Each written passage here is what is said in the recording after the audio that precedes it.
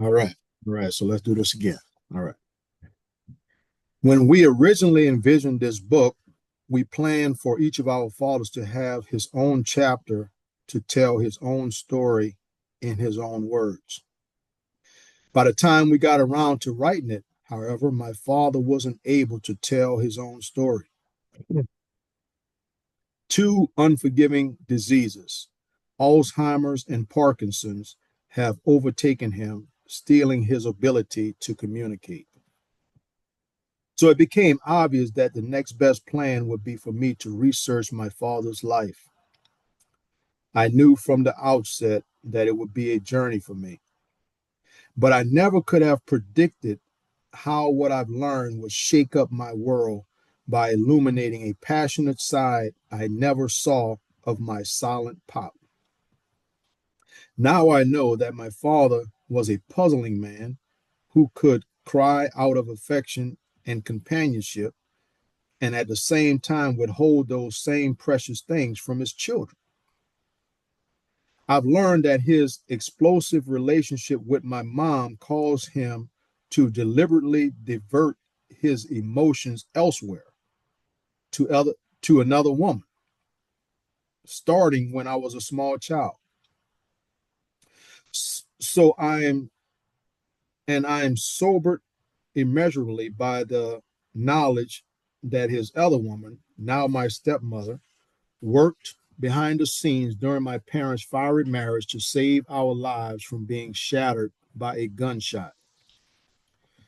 All this was news to me. The pop I knew was present physically for my early years, but an absentee father nonetheless. You know, if you guys remember, I'm going to catch you up on the story. If you remember, George's father, although he grew up with his father, he felt like his father was absent. His father didn't have a strong presence in his life from an emotional standpoint. He didn't talk to his kids. You know, a lot of times he would get off from work, get his plate of food that his wife had made, and go straight upstairs to his room and play his guitar. He didn't have any interaction with his kids. Okay, I just wanted to point that out to you guys who are not familiar with the story. Okay. By 1920, my grandfather, Prince is his name, had ventured out from under his father's wing, relocating to another South Carolina country, perhaps with the idea of duplicating his dad's success. He and his wife, Anna, excuse me,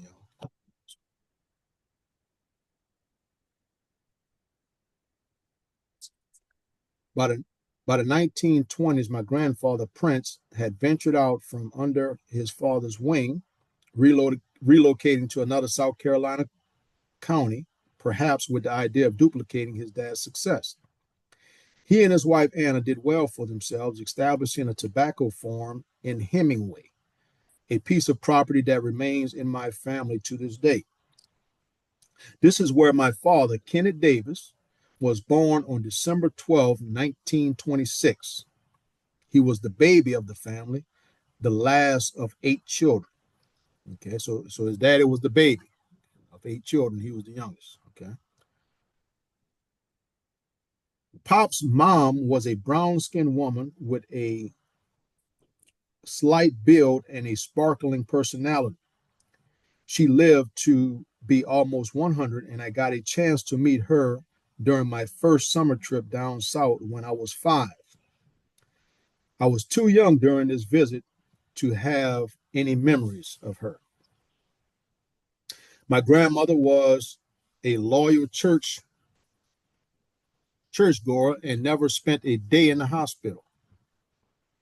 Check this out. So his grandmother was 96 years old and never spent a day in the hospital.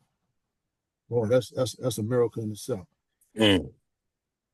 My grandmother, my grandmother's contented outlook and good looks didn't give a clue to how difficult her life must have been.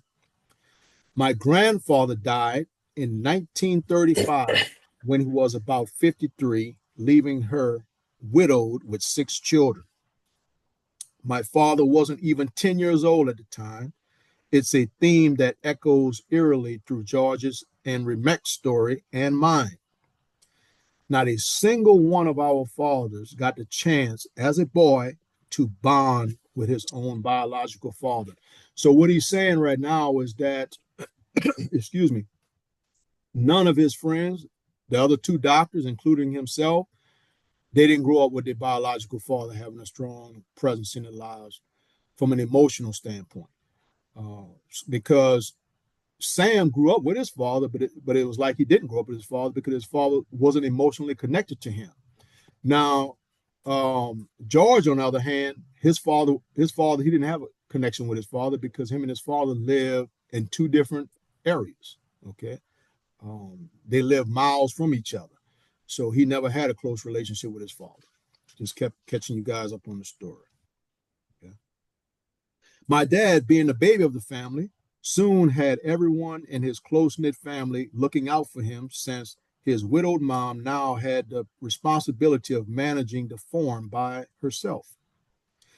His biggest fan in the household was his new aunt Amelia, who had just married his older brother Larry. I'm sorry, Leroy. Pop adored Amelia and loved being the center of her attention.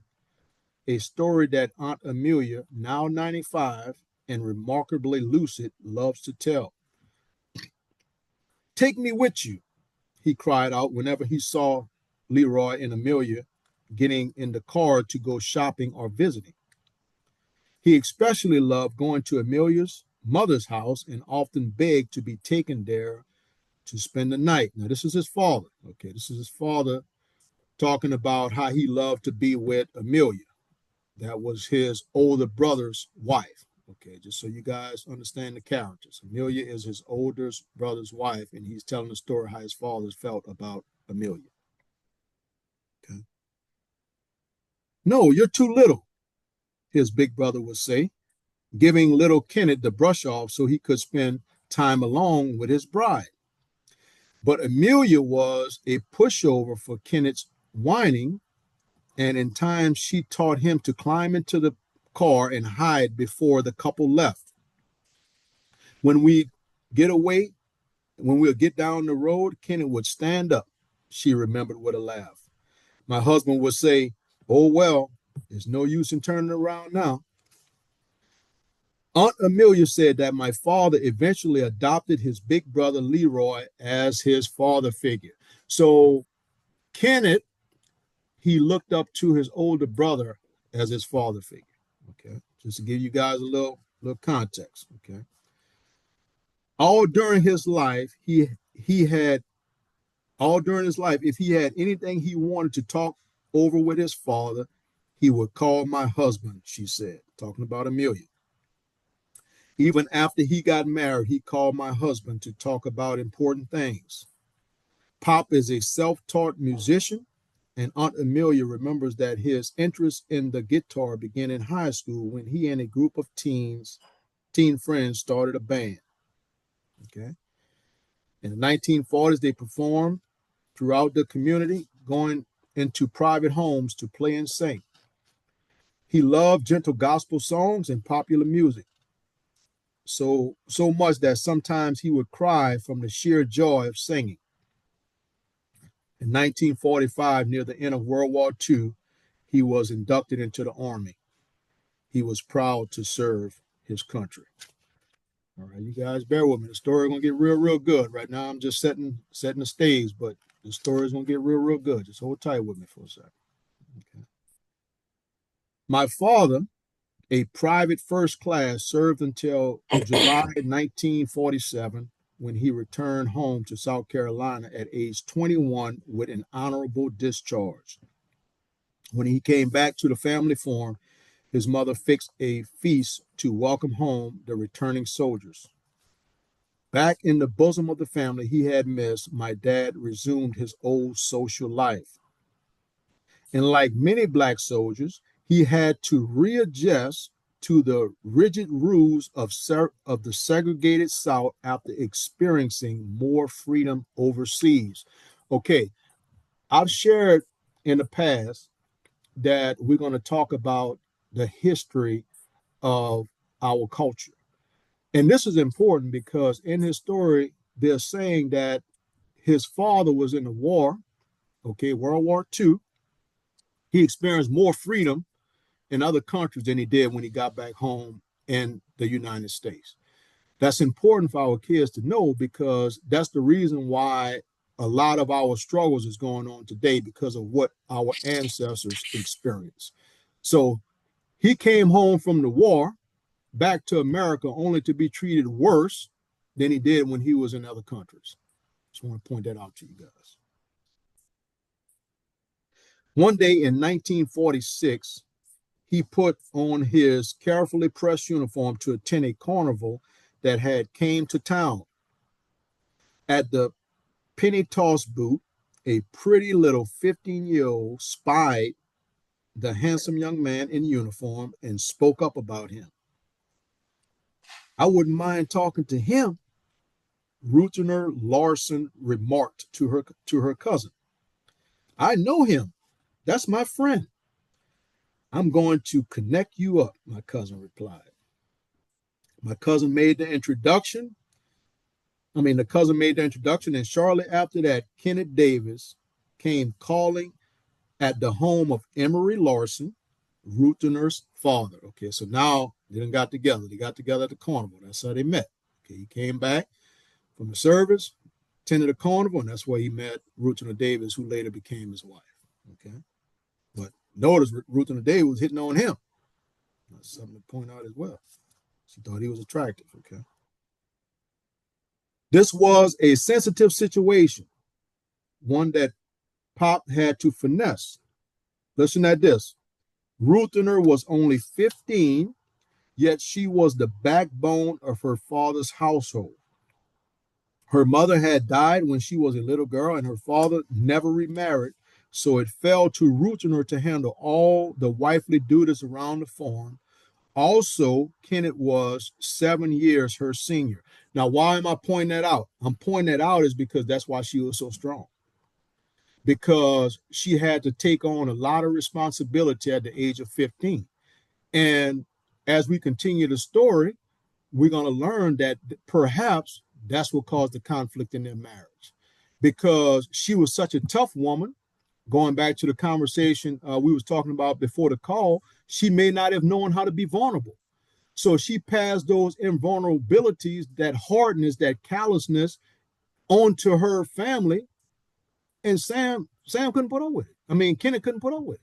Like, I can't deal with this, man. You don't know how to be vulnerable. You don't know how to show compassion. So he started entertaining other women. Okay, perhaps we're gonna talk about it.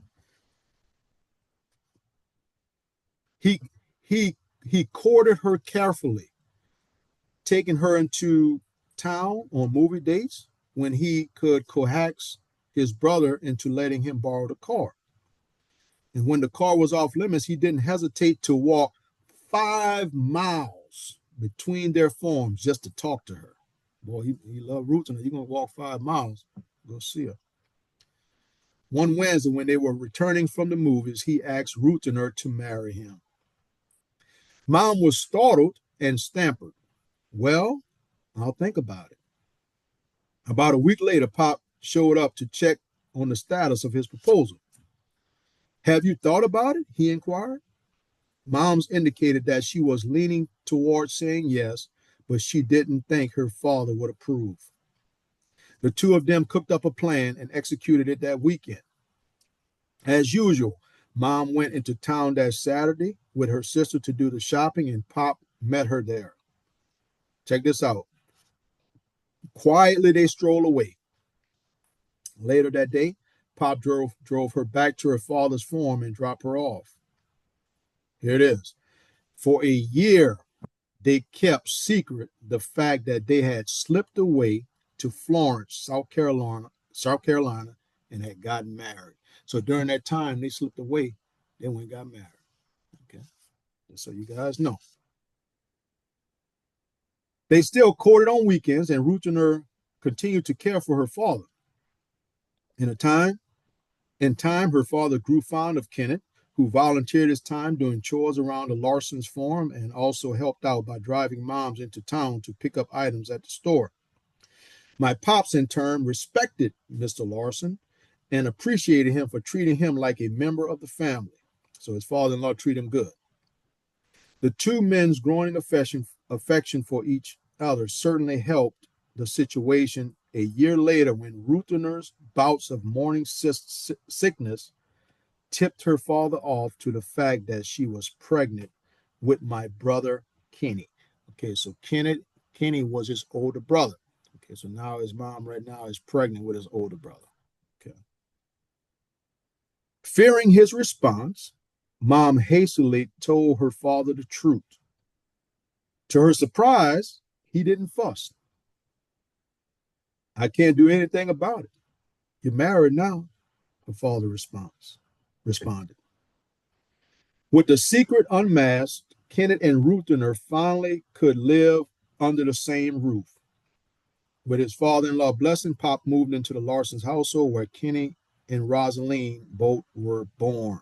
Okay, so his brother and his sister both were born living with Mr. Larson. Pop got a job pumping gas and changing tires at a filling station. While he went about his day, he began to hear in his mind the same internal debate many Southern blacks were puzzling over during this time. Listen at this. Stay in the South, where I'll be relegated to menial jobs like this for the rest of my life, with 2 babies already and the hopes of fathering a larger family. He didn't want to limit his income. So look what happened. If we go up north, we can make more money there than we can down here. His wife also agreed. Going back to Black history, people down south, they was only giving them menial jobs. Couldn't get no real job down south because racism was down south. So what he and his wife decided, man, we got to go north. You know, we got to go up north in order for us to find a decent job to be able to support our family. Okay, you kids need to hear this because this is history that you kids don't know about. And right now, they're trying to steal Black history, and we got to keep it alive because you kids need to know this. This is why we are where we are as a culture. We're not inferior to anyone. We are where we are because of our past, the things that our ancestors experienced. Okay, and we're going to dig deep into Black history. We're going to have a call about it, but I just wanted to point that out to you guys. Okay.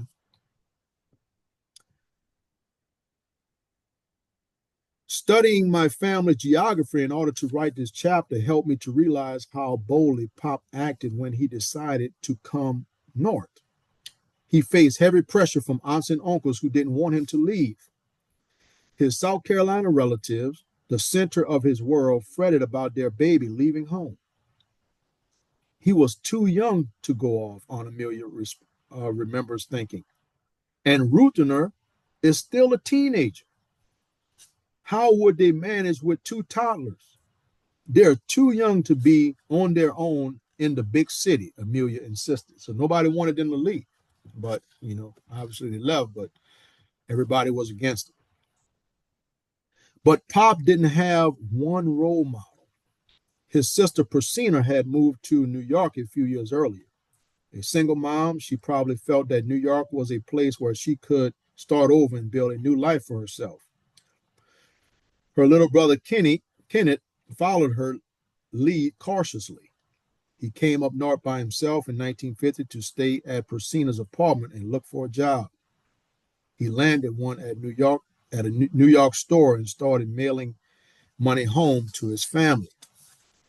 As soon as he could, he sent for his wife to join him. Rutherner left Kenny and Rosaline in the care of relatives, and she headed north. So they left the kids, okay, with the relatives, and they both moved north. Okay, but they left the kids with relatives. Okay, so right now they're separated as a family, the husband and wife together, but the kids are with the relative. Okay, they took an apartment in the Newark area after my father landed a job at the airport with Butler Aviation. She took a job at New Jersey Box Company, operating a machine that made boxes for stocking shoes and candy. Okay, so they both have jobs now. Okay. After mom's father died, Kenny and Rosaline shifted over to the noisy, child-filled home where Pop's mother and his brother Joe family lived. To make them more comfortable, our grandmother, whom they call Mama, took them on a walk through the farm. This is your very own tree, she told them, picking out an apple or pecan tree for each. They could help themselves to its fruit or just retreat to it when they needed some comfort. Sometimes those personal trees came in handy. Kenny and Rosaline missed their parents like crazy. Uncle Joe had a lot of kids, and feelings could get hurt in a house with so many personalities. Check this out. As those country months sketched on, my brother Kenny often insisted to his cousins that he hadn't been forgotten. My mom and dad are going to come for us, he would tell them while sitting on the porch. They didn't just leave us, but as he waited for the word from his parents, summer came and went. So I'm pointing this out because he was living with his Uncle Joe. Uncle Joe had a lot of kids, okay? And obviously, there was a lot of personalities in that house with those kids. So they would tease him. Tell him, man, your parents ain't coming for you. You keep looking for your mom and daddy. Man, they're gone. They left. They ain't coming back. So to resist what they were saying, he would say, yeah, my parents coming back, man. They're coming back for me. You know, y'all talking all that, man. You don't know what you're talking about. My parents love me. They're coming back for me. Okay.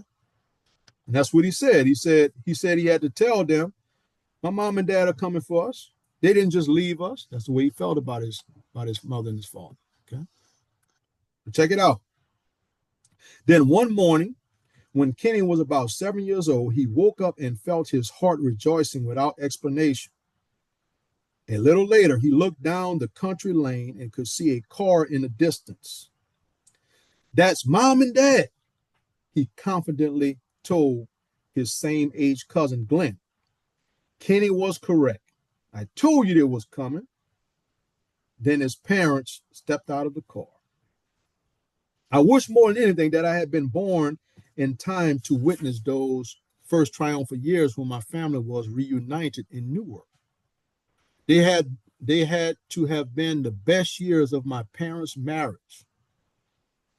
Kenny's memories of that period were blissfully filled.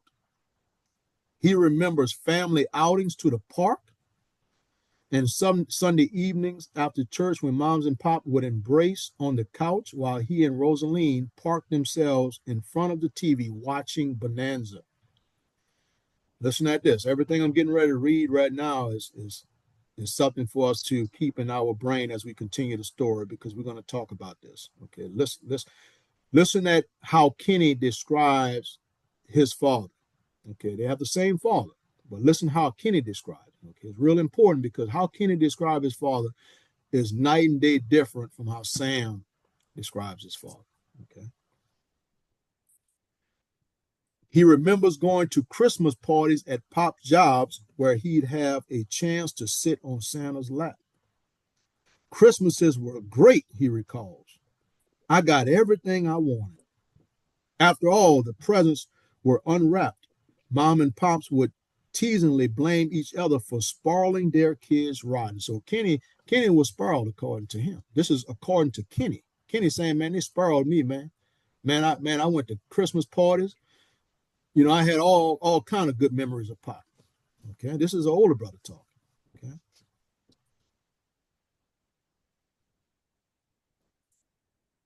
Even today, Kenny talks with little boy awe about the day that Pops walked with him into the neighborhood boys club where my brother often participated in woodshop classes after school.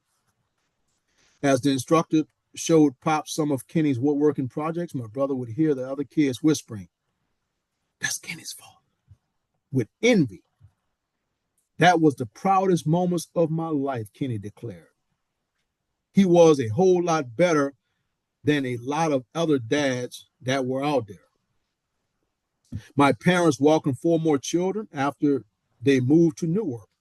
My sister Felice arrived quickly after mom and dad reunited. 10 years later, my parents resumed their childbearing streak. My brother Andre was born in 1968. Then I followed in 1973, and my little brother Colton showed up in 1977. Okay. All right. So Sam was the second to youngest, just so you guys know. Okay. Kenny was the oldest, obviously. The story gets better. Just bear with me, y'all. As the second set of David's kids arrived, the economics of raising a big family on a little salary began to take a toll on my parents' relationship. Here it is. Here it is. They got more kids. Economics is taking a toll on them. Man, look, can't afford all these kids. The attentive dad that Kenny and Rosalind remembers doesn't resemble at all the reclusive guy that Andre, Colton, and I knew. The second set of kids had a total different experience from the first set of kids.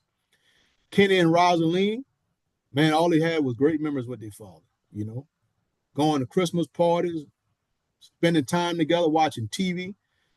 The last set of kids, the last 3, totally different. Totally different.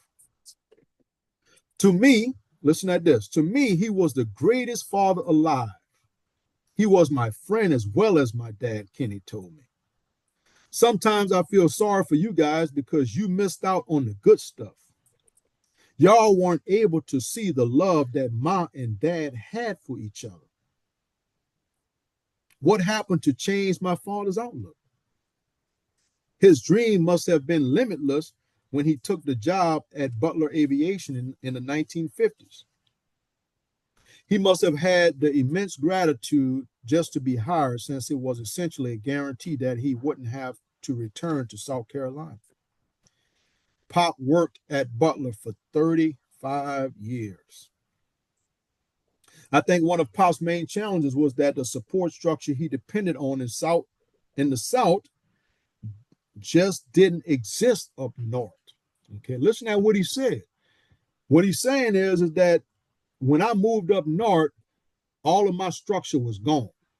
Okay, all of my structure was down south. That's where his aunts, his uncles were, his other family. But he left them to go up north. But he had good reason, because he said, "Man, I left them because I want a better job to be able to support my family." But it presents another problem. The other problem is that you're running away from your support. But now that's catching up with him, because his dad have more kids and that support is not there. So I just wanted to point that out to you guys. Okay, so listen to what he says. He says, I think one of Pop's main challenges was that the support structure he depended on in the South didn't exist up north. In the South, the extended family created an important safety net. They take in a needy relative, and freely share their food, their resources, and their values. So down south, that's what they'll do. They'll feed you, they'll take care of you, but all that's, he moved from all of that. But in Newark, the community was turning Pop's world topsy-turvy by its relentless barrage of drugs, violence, and negativity. When Pops came in at night, he'll seal the world out, never even glance across the street at the Drayton Street projects. Although my brother and I knew all the faces in the neighborhood, Pop rarely socialized with any of his neighbors. So now Pop's getting hard. He's getting callous. You know, he's like, man, I don't have no support up here. Man, economics is hurting me. You know, me and my wife are working, but man, it's hard supporting all these kids. It's tough, you know. Got to move away from my aunts, my uncles. So there was essentially a daycare for him. He could have brought the kids over there, but He moved up north. You don't know nobody up north, just you and your wife. Okay. Yeah.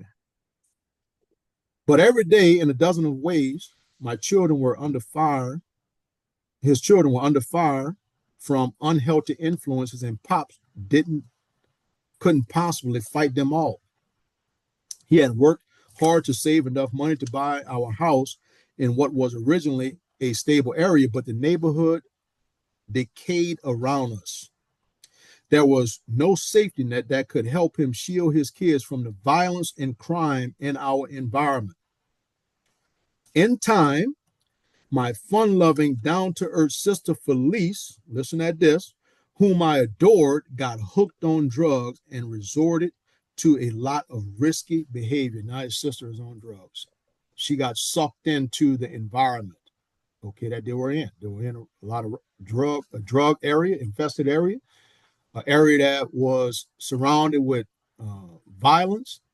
Felice, his sister, got sucked into it. She wound up getting on drugs. Man, this story it hurts.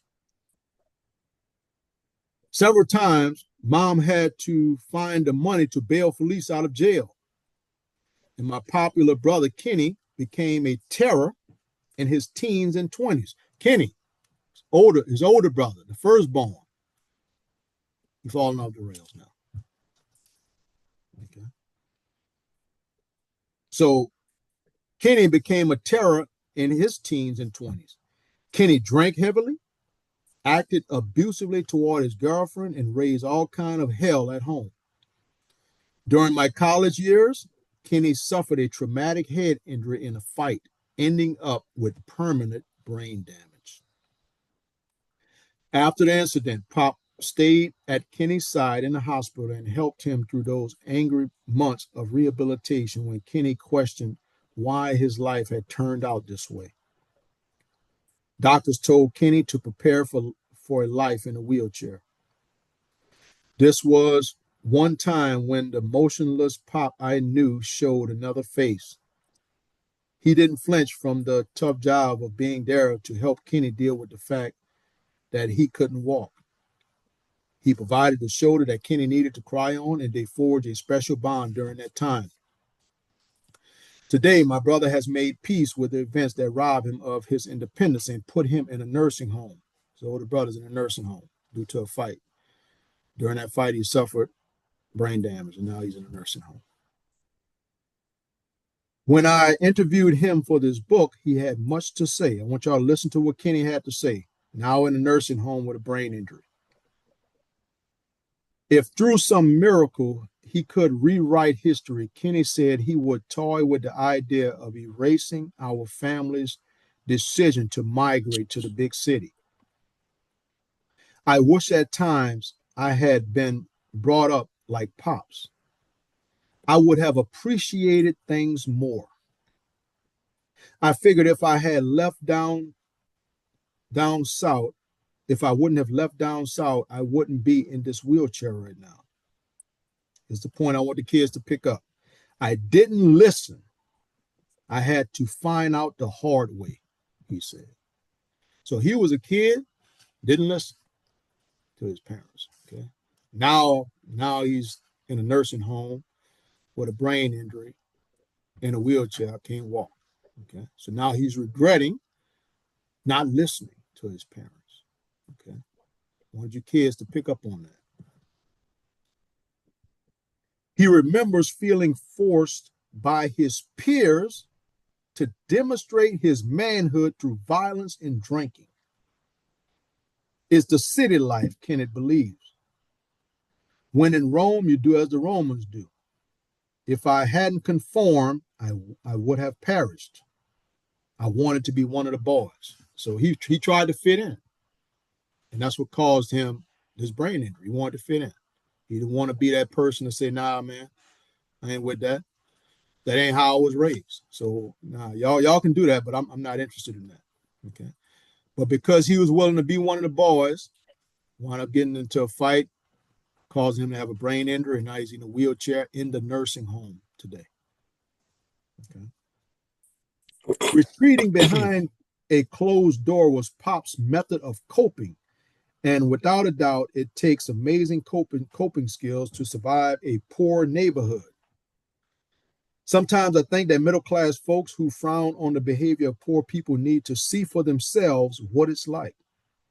It would be an interesting experiment to drop someone off like that in the hood for a few months and see how they survive with no prospects, no source of income, a house full of mouths to feed, and a neighborhood bulging with addicts and criminals. How would they find someone suitable to marry when all the potential mates are addicted to drugs and alcohol? How would they combat the experiences their children receive at substandard schools where their brains were stuffed with profanity and hallway violence instead of math and reading? Pop certainly couldn't figure that one out. When I was young, I heard him many times warn my older siblings away from the bad influences. I guess he wished his children could shut the world out as he eventually taught himself to do. But like the hard-headed teenagers they were, they stubbornly defied him. My brother Andre remembers Pop urging him to be in by midnight. Nothing good happens in Newark after 12 o'clock at night, Pops would warn him. My brother admit that he didn't listen. He thought he had the right to hang out in the streets with his friends until morning if he wanted to. By the time I was approaching my teen years, Pop seemed to admit defeat. For him, life in our house appeared to be torture. In the waning years of their marriage, my parents attempted to curb the altercations by moving to a different area of the house.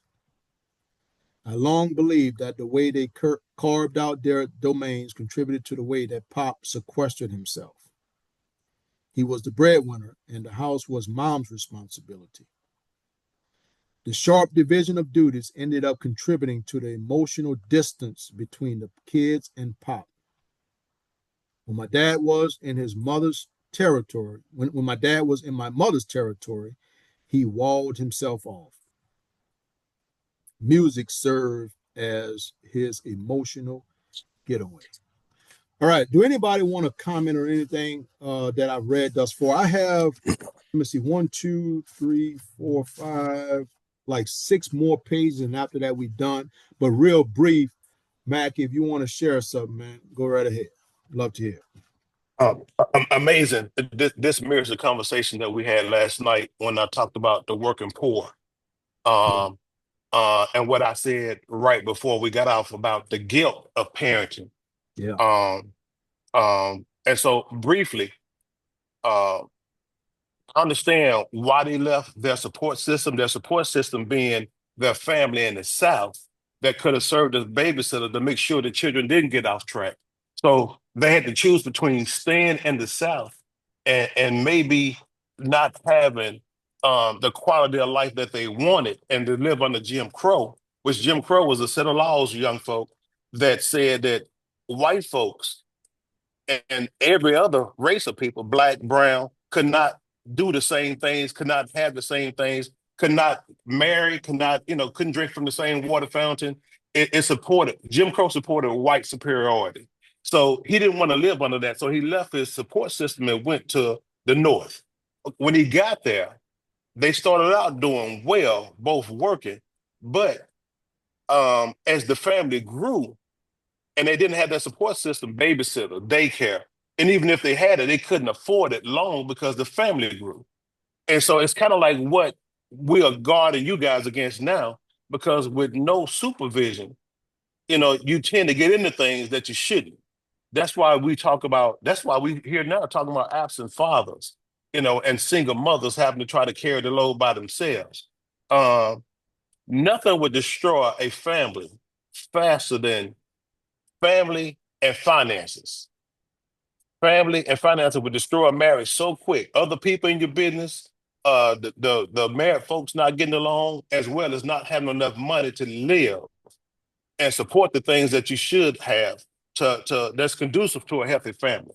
So and when they moved to the north and they started working, I'm pretty sure it came up that the children would do stuff Dad probably felt like mama should have been at the house taking care of them more. And then, you're battling with, where if I be at home, I can't make money, can't be two places at the same time. So, and if she worked, I'm pretty sure she might not have been able to take care of things like a wife normally would in a house, because it takes two to kind of get the income to make the household work. So there was a lot of failures in that family, and because of that, the children got off key. They fell victim to what was in the street because of the lack of supervision. Is what I'm hearing, what I'm gathering, and when that happens, people, the adults start to blame each other. Okay, you got all these, you got financial problems, you got problem with the children, no supervision, no help. You point the finger at one another because you can't come up with a plan. Because again, now you're the working poor. You're trying to make enough to keep everybody, the lights on and clothes on and food on the table. But at the same time, remember I told us yesterday, I said sometimes parents have to choose between coming to your honor roll program or your performance in the choir and keeping the lights on. That's And a right. lot of times children would feel like my parents wasn't there for me because they didn't come to my graduation. They didn't come to my performance. Other folks had their parents there. Y'all wasn't there for me. Or mama wasn't there for me. Or daddy wasn't there for me. Well, that's because they were busy fighting on a job trying to make the money to keep the lights on. But we don't really realize that until we get older and we have families and we understand the cost of having a family. And so you're making sacrifices and you're missing things. I'm gonna stop right there, brother, because I know you said you had six more pages. But that causes a strain on the marriage, family, and finances, which trickles down to the children, and the children start to get off key, because again, you don't have the proper supervision, because you are trying to work to keep the lights on, the working poor. Yeah, thank you, Mackie. Thank you for sharing that. Um, yeah, I don't have much more to read. I have six more pages, but the story gets better, man. It gets better and better. It really does. So let's go ahead on and continue to read, and I'm gonna try to finish this today so that we can have a discussion. So let me go ahead and continue reading. Okay. Even as a youngster, I could tell from Pop's unhappiness that he envisioned another life for himself. But what I didn't know was that from the time I was a little boy, he had begun to shape a secret life, chasing after the satisfaction he thought he was lacking. I learned this only recently from my stepmother, Thelma.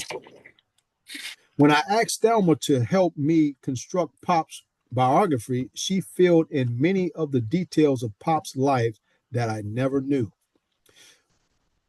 I want to mention this as well as we can go through what Thelma getting ready to state in order to help Sam figure out the missing pieces of his pop's life. I would encourage you guys to maybe take some notes so that we can talk about it after the call. I just want to encourage you guys with that because she's going to say some stuff that's going to really open up some eyes. Okay.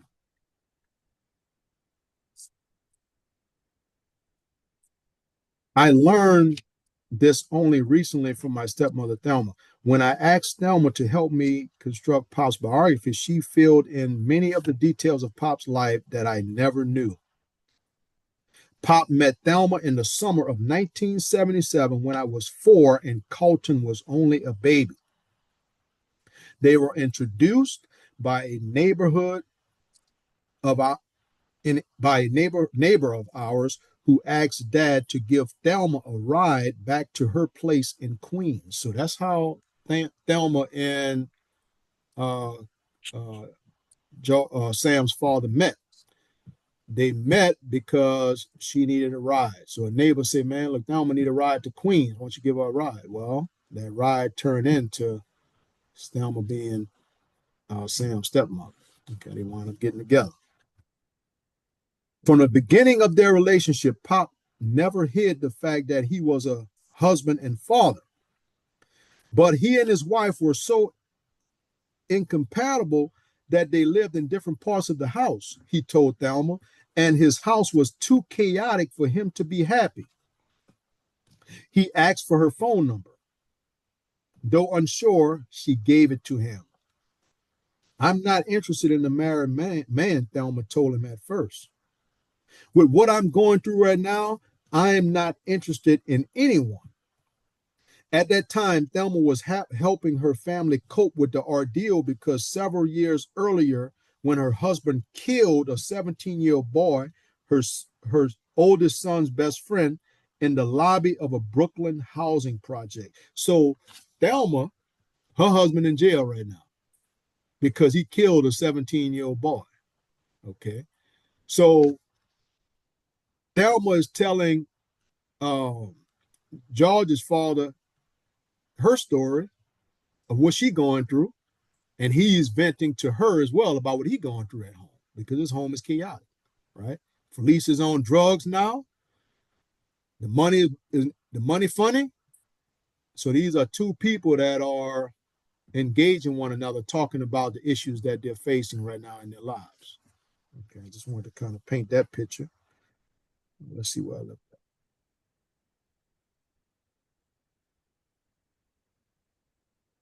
By then, her husband was in prison serving 5 to 16 years, and she was in the process of getting a divorce.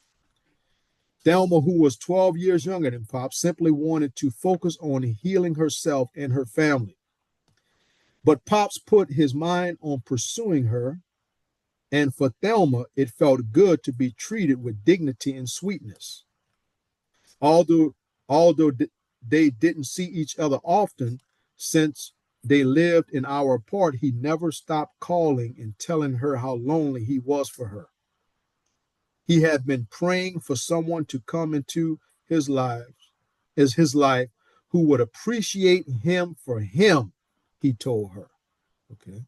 So he said he prayed for someone, okay, to come into his life who would appreciate him for him, is what he told Thelma.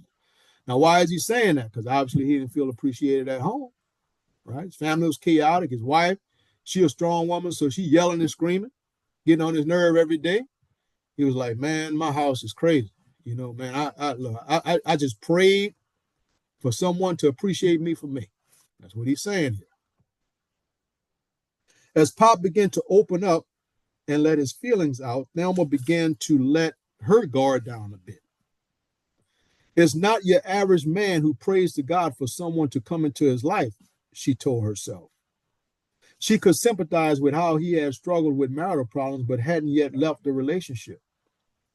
Her husband had been a drug user and a womanizer, but with 6 kids to support, she never seriously considered leaving him. When Pops told her that all he wanted was some peace and happiness in a relationship, it struck a chord with Thelma. It was something she too craved. The two started an experimental courtship, although Thelma continued to be unsure of what she was doing, if she was doing the right thing. Thelma even remembered a day when she got to meet Pop's youngest boys. Pops, she said, one day put me, Andre, and Carlton into the car and took us to a mall to meet her. Although, of course, we were too young to understand what was going on. Their budding relationship wasn't so much sexual as it was a source of comfort for the two of them, Thelma said. It wasn't long before my father told her he loved her. But on one point, Thelma remained firm. If Kenneth Davis wanted her, he was going to have to wait. I'm not even going to think about marriage until my youngest daughter graduates from high school, she told Pop. So my father settled in for a 10-year wait, always wooing Thelma back whenever she attempted to break it off. If you end our relationship, I have nothing to live for, he told her.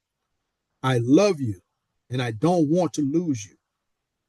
I must admit, learning these raw facts about my father's infidelity has been painful for me. Yet it makes sense. Now I finally know where my father's love and attention was going. What he's saying is that That's why my father had to emotionally checked out of our house because he was entertaining Thelma. Essentially, is what he's saying. Because you didn't have all this emotion for us, for me and my brothers, Kenny and Rosaline. They got the best of you, but me and the younger set, man, we ain't got no love from you. You come home from work, you go straight upstairs, play your guitar. You don't talk to us. You don't have any communication with us. But it's because Thelma was in your life. You were distracted. That's what he's saying. Okay. For years, I felt alone. That doesn't even sound logical. I had both parents living with me, yet I was alone.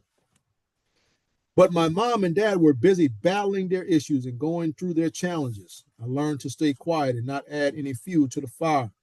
Their violent, their volatility shaped me.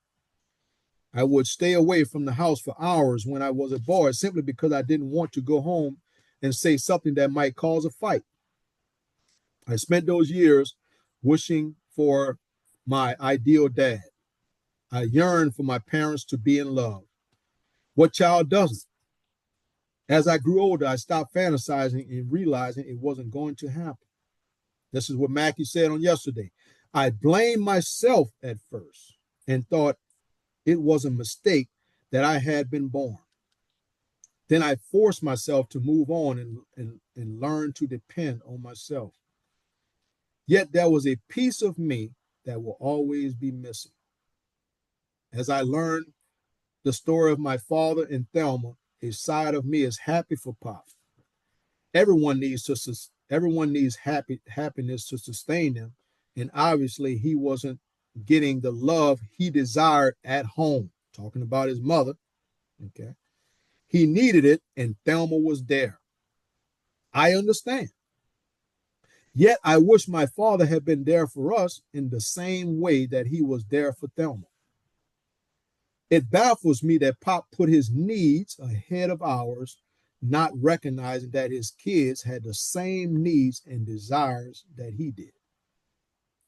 I also learned from Thelma that she played a key role in helping Pops learn to cool his head and quell some of the violence in our home. Boy, this is awesome right here, because what Thelma getting ready to explain is the reason why Pop would get home from work and go upstairs. So check this out. Y'all pay attention to this right here. Okay. She said, he said, I also learned from Thelma that she played a key role in helping Pop learn to cool his head and quell some of the violence in our home. In fact, she may have been the angel who indirectly saved our lives. Pop, she said, had told her how my mother's hot temper could provoke him to rage. He confided to her about an episode when he had a gun to my mom's head and had to force himself not to pull the trigger. Thelma, who still lived in the memory of the violent rampage of the man she divorced in 1980, detected the danger in Pop's words. She worked hard, she told me, to counsel my father. She told me that she counseled my father through those urges. Get rid of the gun, she insisted to Pops. Don't even think about hurting her. It was Thelma who suggested that Pops go to a quiet room or leave the house altogether. Again, her story fit like a missing piece into the puzzle of my childhood, seeming to explain why my parents' arguments became less explosive in the later years as we saw less and less of Pops.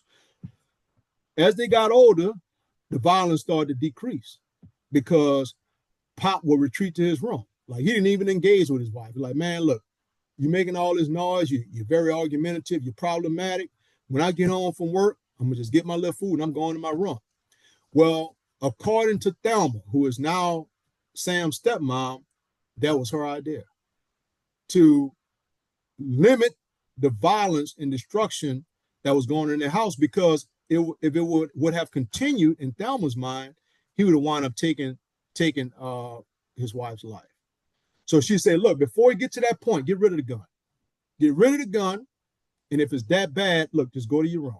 Go to an isolated place. Just get away from her. That was Thelma's idea. And this is what Sam's learning right now from his stepmother. Because remember, his father's sick.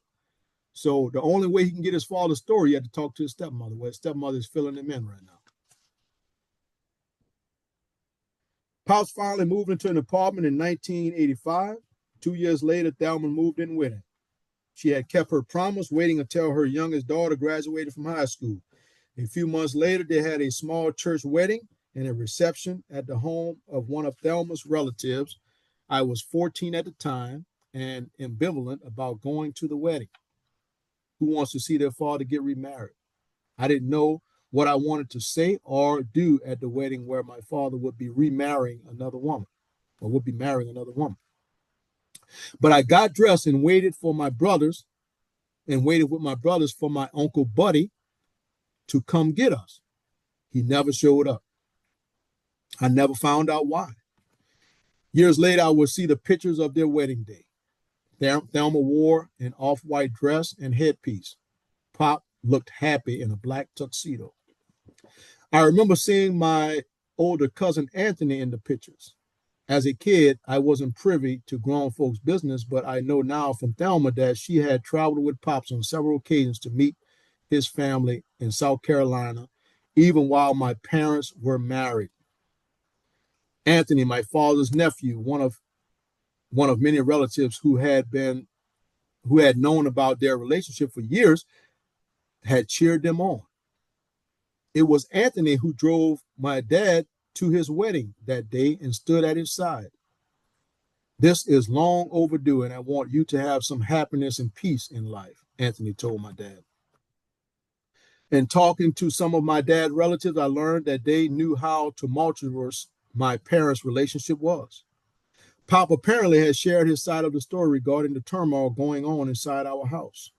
They knew about the fights and violence and seemed to think my mother was at fault and that my father deserved better. They admired him for sticking it out as long as he did. Boy, look, I want to hear what y'all going to think about Kenny now after all this right here. Okay. Hold on, I got a little bit more to read. We're going to get to it. With Thelma, Pop started indulging his love for travel. They signed up for bus tours of nearby sites, and he took his camera along to snap moments that he wanted to remember. He enjoyed spending hours at a local bookstore buying discount books from different countries of the world and their history. He loved shopping for CDs, versions of his favorite music. In his later years, he pursued the things that brought him joy. In October 2001, he had to make a sad return trip to Newark. Uh-oh, here it is. Check this out.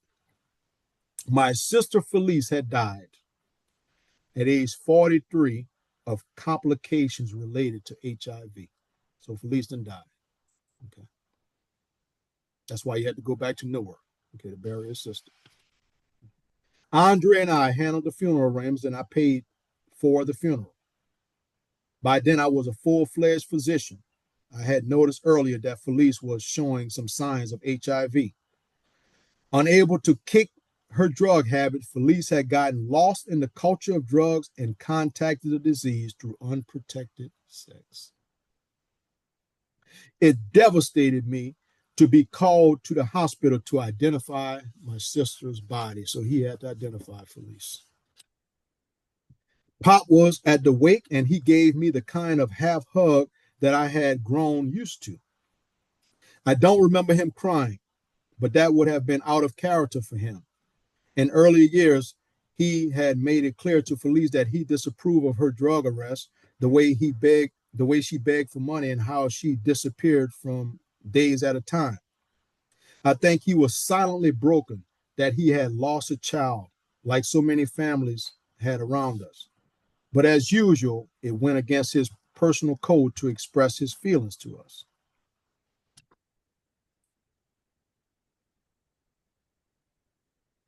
I made sure my mom's Pop and Thelma got tickets to attend the Essence Awards at Radio City Music Hall in New York in 2000 when George, Rebecca, and I received an award from the magazine. It was a glittering night with Bill Cosby, Oprah Winfrey, and Hillary Clinton in attendance. I felt great to be included with stars like Danny Glover and Michael Jordan as award recipients. The standing ovation we received felt so intoxicatingly fabulous that I promised myself the three doctors would be back real soon. Pop was quiet the whole night, but all smiles. He didn't say much, but I could tell that he was proud. I could always tell the event was a moment of reflection for him. Maybe he was questioning his absence in my life. We never spoke about it, but his face gave away the fact that he was thinking about something serious. That was one of the last times I saw him in good health. As I said my goodbyes and the limousine I had booked for my family took them back to New Jersey, I couldn't predict the battles my father would face over the next few years. He was diagnosed first with prostate cancer and successfully underwent radiation therapy. Then diabetes started to destroy his eyesight, which he looked which he took extremely hard.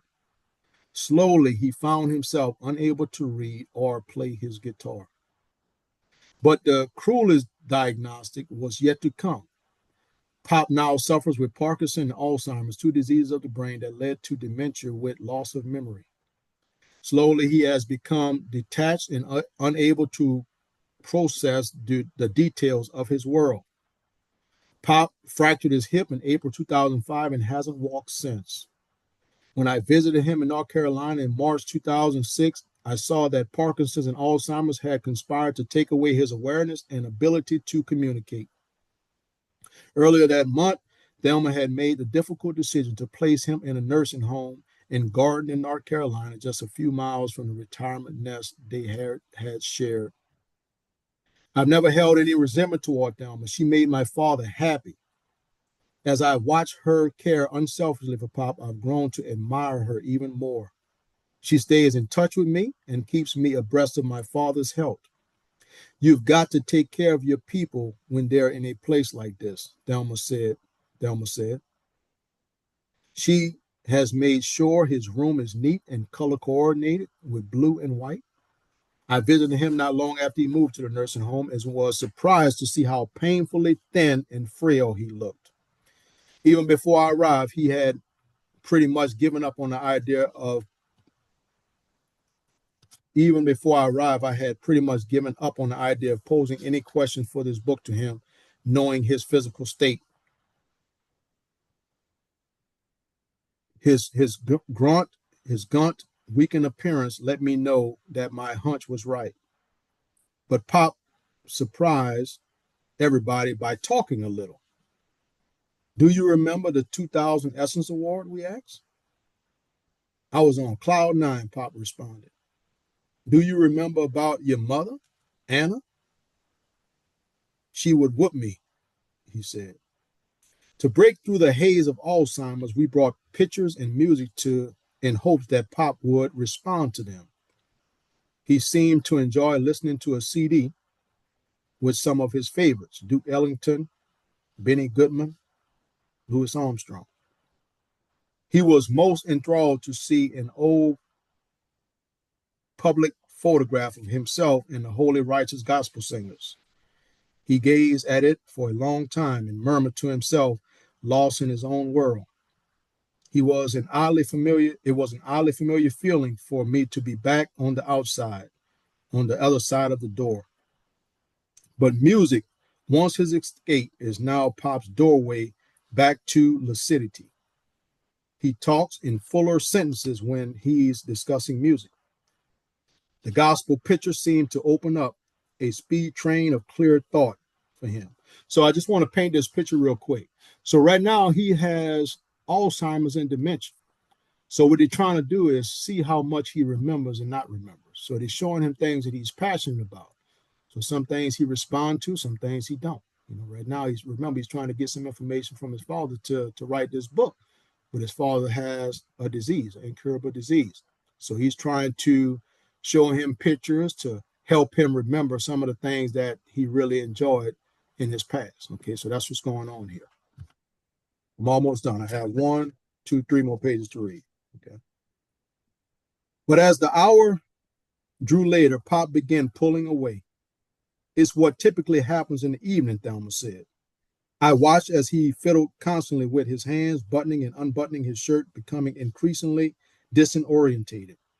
I recognized from experience that what Pop was doing was called sundowning, the term for when a patient becomes increasingly restless and agitated at the end of the day. So Pop getting, he getting agitated now. He has dementia. He's getting agitated. So he's buttoning his shirt, unbuttoning his shirt. He's getting agitated. He's sick. He's ill. This is what he's experiencing with his father. Eventually, he held his head in his hand, sadly, as if disappointed he couldn't make sense of anything anymore. He lifted my once I lifted my once strong father in my arms and put him in the bed. He couldn't have weighed much more than 100 pounds. So now he's small and frail. When I visited the next morning, I rolled Pop in his wheelchair down the hall to a large airy room where a few volunteers were holding a devotional service, singing spirituals. Pop looked frail that morning with a faraway look in his eyes. He seemed unable to comprehend who I was or what was going on. He had tapped his foot one time to the music and inclined his head silently toward me as if I was the sunshine he was just thinking about. As the vocalist sang, Lord, I can't even walk without you holding my hand, tears quietly dropped from Pop's eyes. Aunt Amelia had said that he used to cry as a boy at the heart-tugging beauty of a gospel song. I could see in that pure moment what she was talking about. I took Pop back to his room and kissed him goodbye. As much as I wish our story had been written differently, I still feel the need to spend time with my father during his declining days. I'm still collecting the information as I continue my conversation with my family about my father. My brother Andre doesn't dispute the fact that Pop struggled with affection. He rarely heard Pop say, I love you. Yet as the years have passed, Andre has become a father himself, which helped him arrive at a new appreciation for Pops. Now I see the love, Andre said. Before they didn't see the love. Say they see it now. Because he's a father now. Andre is a father now. So he's saying, I see the love now. I remember he would come home and we have to be quiet if he was really tired, Andre continued. But now that I'm a father, I get it. I know now exactly how he felt. Sometimes you go to work and you're bombarded by life's everyday hassles and you get home and you don't intentionally mean to alienate your kids and you're not trying to, but you're really dog tired. I get it, he repeats. In August 2006, Andre Colton and I took a trip together to see my ailing father. Thelma prompted our visit by telling us that our father often asks, where were his sons? I arrived in North Carolina on a Friday evening.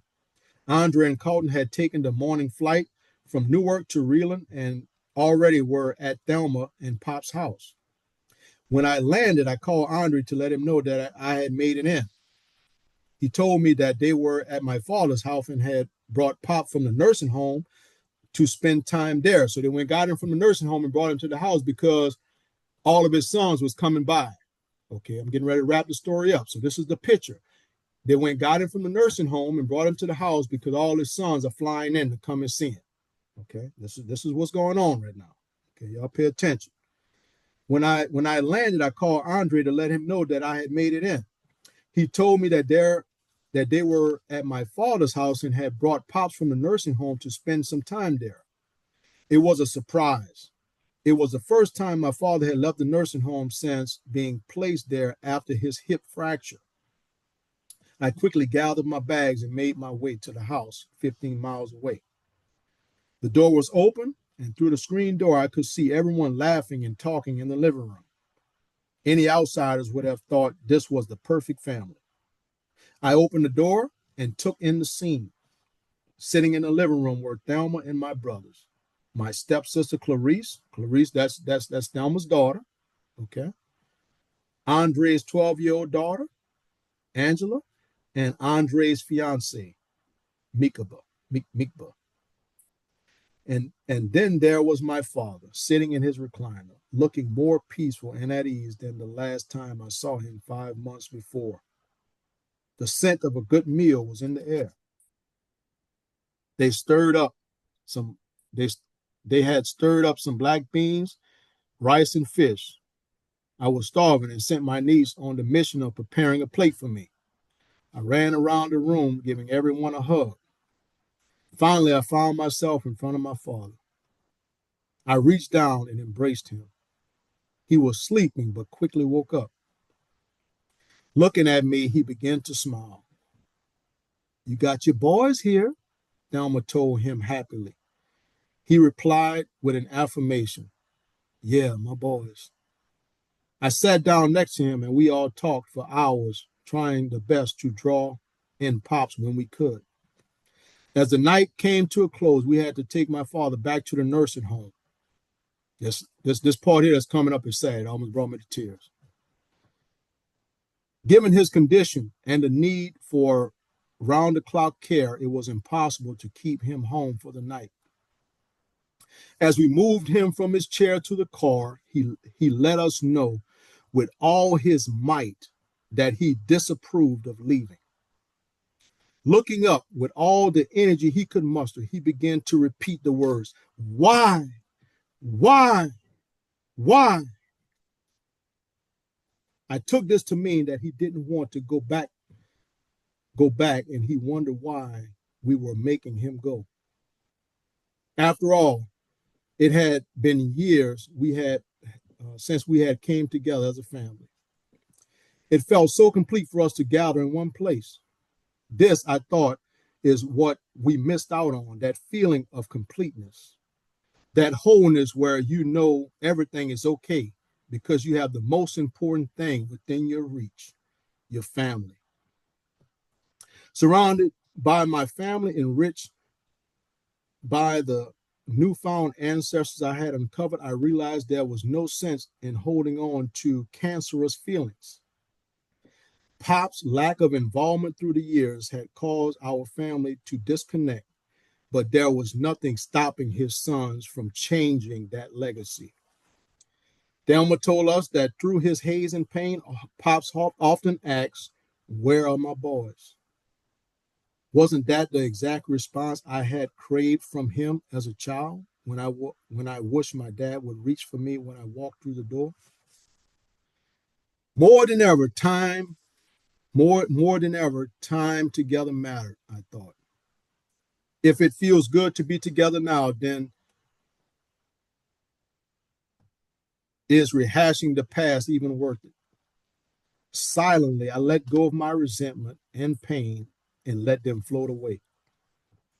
Like Rebecca and George, I wanted this book to address my unanswered questions.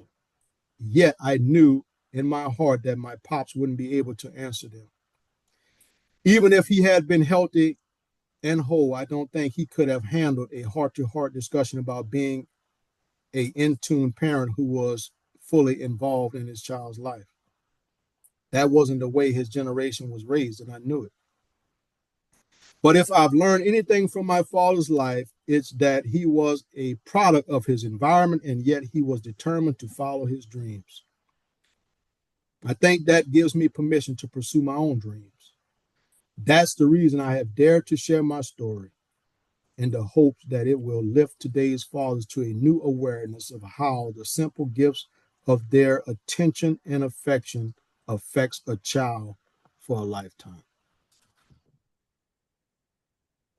That's it. That's it. Look, I'm going to be transparent with you guys on the call and tell you this story almost brought me to tears because I got a clear picture of exactly what those words in that book were saying. Here it is, you have a father who these kids felt like was disconnected from them emotionally all their life. Okay. They learned that their father was entertaining another woman and eventually wind up moving in with that woman and marrying her. Okay. And now he's sick. He has a disease, an incurable disease. He's in a nursing home. And he haven't seen the boys that long for his affection. He haven't seen them. They're disconnected. He's moved on. He's no longer with his kid's mother. He's with Thelma now. So now he's missing his sons. He started saying, man, look, my boys. He got them boys. He's thinking about them boys. Where my boys? He's asking Thelma. Okay. So Thelma makes a phone call and say, hey, look, man, I want all y'all to come down and see your father. Okay. So here it is. They all make a decision to fly in to see their father. Okay. And during that visit, I can only imagine how his father feels. Like, man, all of my kids are here, because although he was a distant father, I don't get that he didn't love his kids. He loved his kids. Now he got them all in one place together and they're celebrating. Although he's very sick, he still is aware enough to know that all his kids are here. But because of the care he needs, they decide that, man, look, okay, we've spent all day with Pops, but now it's time for him to go back to the nursing home where he can be properly cared for. And at that time, his pop says, why? Why can't I just bathe in this moment here with all of my sons? Why do I have to go back to the nursing home? Why? Why are y'all taking me back there? Why can't I just stay here? But they had to take him back to the nursing home. Okay. And I got a picture of what that was like. That a father who felt disconnected from his kids felt disconnected from him, and he finally got an opportunity to get them all together and show them that, hey, man, look, I love y'all, and look, I apologize if there was anything that I've done in y'all past that may have hurt y'all. I wasn't totally emotional there for you guys. Well, now he has to go back to the nursing home. He's brokenhearted by it. Okay. Anybody was touched by this story? Man, I was touched by the story. Um, the thing that comes to mind, earlier in the reading when we talked about the Exodus and people leaving Jim Crow, leaving the South and going north. See, the family was rewarded by having a lot of kids during that time. So, going to the city, it was a setback because instead of being rewarded because they were sharecroppers and you needed more bodies to work the farm, it became more of a burden when you had a lot of kids in the city. Um, the other thing in terms of the father, my father's gone, and so the one thing I would want to do is ask him questions. When they're not here, then you really have more questions to ask them, even though a lot of times people think they're upset with their parents or young people think they're upset with their parents. But when they're gone, then you have more questions. But the one thing I will say, man, this is a great story and I could really relate to it. So the other thing I want to ask the group now, I'm gonna need I'm gonna need the group to come to the school and do a reading. I'm gonna need y'all to come to the school, man. I'm gonna bring my classes into the media center or something. I want to do a reading and have this kind of discussion with my class. So that's just something that, I don't want to bog down the time, but I just want to put that out there. So y'all, everybody think about that. Everybody on the call, even the kids. I want y'all to think about that. That's a field trip. All right. It's interesting that you said that, Charles, because last night on the call, there was a guest who was an educator as well. Byron, is she an educator here in the parish? Yeah, Rashid. Yeah. And she suggested the same thing. Yeah. Oh, Charles know Rashid. Yeah, I do. I do. So the question I have, obviously, is what do y'all think about Kenny Davis? Because Sam said a lot of things about his father, about the domestic violence. His father pulled a gun on his mother. His father was absent. His father would come home from work and go straight upstairs to his room.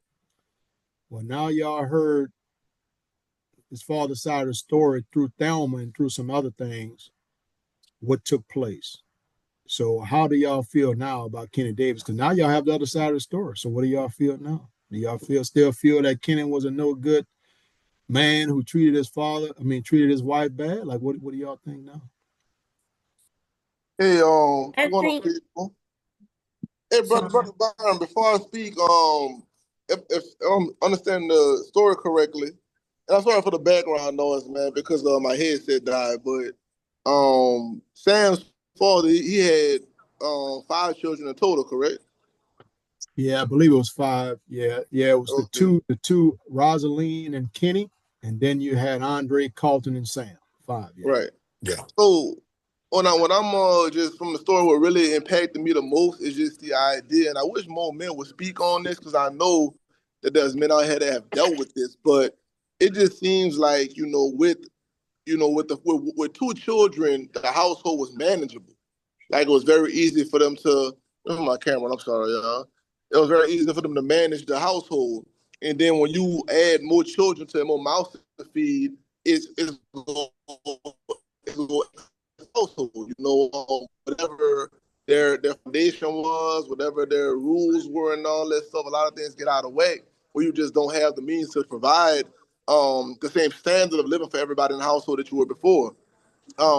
Even when it comes to the wife, it don't seem like they had a stressful situation like you said very early in the call. She was a very aggressive or she wasn't a very soft woman until this kind of precipice is crossed. So once they get to the point that they have this second batch of kids and they get a little more, tight around the household, that's when she becomes, harder to deal with, and that's when he probably is going upstairs and playing the guitar just to get away from the stress of not being able to provide for his family. So just a man losing his job or going through a hardship where he not provide for his family, man, I know that our worth as men, for the most part, is very tied to our ability to provide for our family. And I think that needs to be examined as to why he became that man that Sam knew him as compared to the man that Kenny knew him as. Yeah, yeah, you're right because I their experiences is totally different. Go ahead, have Ed. something to say. Go ahead, Ed. Um, I kind of, if I'm gonna be totally honest, I kind of think that um, she was the main problem of why he pointed a gun at her head today. I mean, why he pointed the gun, and I kind of think, she was the main problem because she was provoking him, and that caused him to do those type of things. And I don't think she really helped him a lot around the house. I feel like he kind of had to do everything by himself and had to figure out things. And she didn't really help him at all. That's what I think. So you think in a relationship the mother was the problem, Avery? Yeah, she didn't, it wasn't really a big part of her in the story. Like it was mainly the dad doing all the work and and he was trying to get away from her, but she just added more stuff and uh was mean to him a little bit. So that's what Okay. I Thank you, Avery. Thank you. Come on, come on. Anyone else? Let's go. Let's go. Let's go. I'm thinking because there's a lot to unpack here, and it's amazing. I love brother Larry because that's true that the man's ability to support his family is tied, to his mental health, his emotional health, and everything else. And when talked about the guilt of parenting and how when married couples don't get it right, the children pay the price because they feel like they got to choose. I'm listening to Avery and how she's saying, that some of it is the mom. But I want to point out some things because, like I said, I love this. We have to remember that there are things here. first of all, the men of that day, men born prior to the 70s, that was born before the 70s, you got to remember Black culture. They didn't say, I love you. The I love you came from what they did for you. And it was a part of them being uprung and being descendants of slaves to where you didn't share it because you don't know when you was going to be snatched from your family and sold. So there's so many different components to this. Then we also got to remember that him having that gun and having that suicidal mindset. Remember, he told uh, uh, uh, the woman that he was courting during his marriage that if he didn't have her, she wasn't worth living for. And then you had the incident with the gun. But we got to remember that he came out of the military during a war. So now we're talking about severe PTSD because veterans go through that. So we when we look at this component, we got to see the things. Follow me now. We got to see the things that's not said and hear the things that we don't see. So we got to look at his military service, how that affected his life. We got to look at that move from the support system from the South to where I think brother said earlier about not having that move and the family growing. And remember, I said we have to look at family and finances within a marriage and how it can tear it down. Okay. As that family grew away from their support system, brother Larry, you're right. And the other brother that mentioned it, you're right. The ability to take care of their family and to support his family as a man put a strain on somebody that was probably already suffering from PTSD from the military coming out of a war. So when you add those stressors, then you had a wife who was used to having a household with a strong man that took care of everything. Remember, her daddy was a farmer. He took care of everything. So he took her out of her environment. Okay. To where she didn't have to worry about doing things outside the house, but she had to work when she got there. So you got to look at her stressors too. That might have caused her not to be the woman that they once had. Now, prior to them having them extra children, their marriage was perfect according to the older son because they had those two children. But as the family grew, the financial strain grew. The other stresses of what their life was and how they grew up, how she grew up, and then him coming out of the military. That's a strain. It's going to cause a person to be what? Suicidal, to not be able to handle certain things. Then remember, I talked about the guilt of parenting. They begin to blame each other. Then they begin to compete with each other. Oh, it's your mama doing this. Oh, it's your daddy doing this. And so that went on. Okay. And then to the point to where you heard Sam say he didn't want to come home and say something that would cause a fight. Now, let me tell you what I mean by the guilt of parenting. Daddy said, no, you can't go. But because dad and mama into it, they're trying to win favor. Mama said, you can go. So then what did that cause within the marriage? Infight. I said no. You said no. Will you be the damn man? If you're gonna overrule me, if you got all this conflict. So it gets to a point to where it's you can't be in the house together because you're fighting for favor among the children. You're fighting each other. There's a financial strain. It becomes too much to keep the marriage together. So you separate. You separate. And so when we start looking at a fault, we have to be we can't just blame mom or dad. We have to look at the system because then Jim Crow was designed to do that to the black family. Because if you can't provide for your family, then that's already an issue. And then you're dealing with societal rules. You can't eat. You got to deal with these white folks. You got to deal with the laws of segregation. When you put all that together, if you look at the black family today and you look at its demise, I was talking to brother Joshua about it. There's so many holes. It's just like a boat with a bunch of holes in it. There's so many reasons for the cause, inside and outside. The way that the government is set up with housing, you can't be married and get housing, though you're poor together. You can't go to jail and come out without them holding it over your head. In most countries, when you get out of jail, there's no such thing as a convicted felon with restrictions. Because even though you're a convicted felon, when you come out, you still got to eat. You still want to come back and be a part of your family life, but you can't do that in America. Okay, so you have all these things that contribute to the demise of the black family, internal within the family and outside. And it's designed that way that we can't point the finger at one particular thing. There's several things wrong with this family. And it goes back before they got married. Like I said, going back to slavery and coming forward. And that's a whole conversation in itself about the Black family. But I will say that I never saw Kenny as somebody that didn't love his family, even though he left for his children at least. Because even when he left, he still paid the mortgage in the house. Again, even though he couldn't show up to certain things, he showed up financially. But go back to what I said. You can't be there in person and get that overtime to pay the bills, especially if you're trying to take care of two households. So these things uh, kind of skewed Sam's view of his dad until his dad got ready to leave here and they started to form a relationship.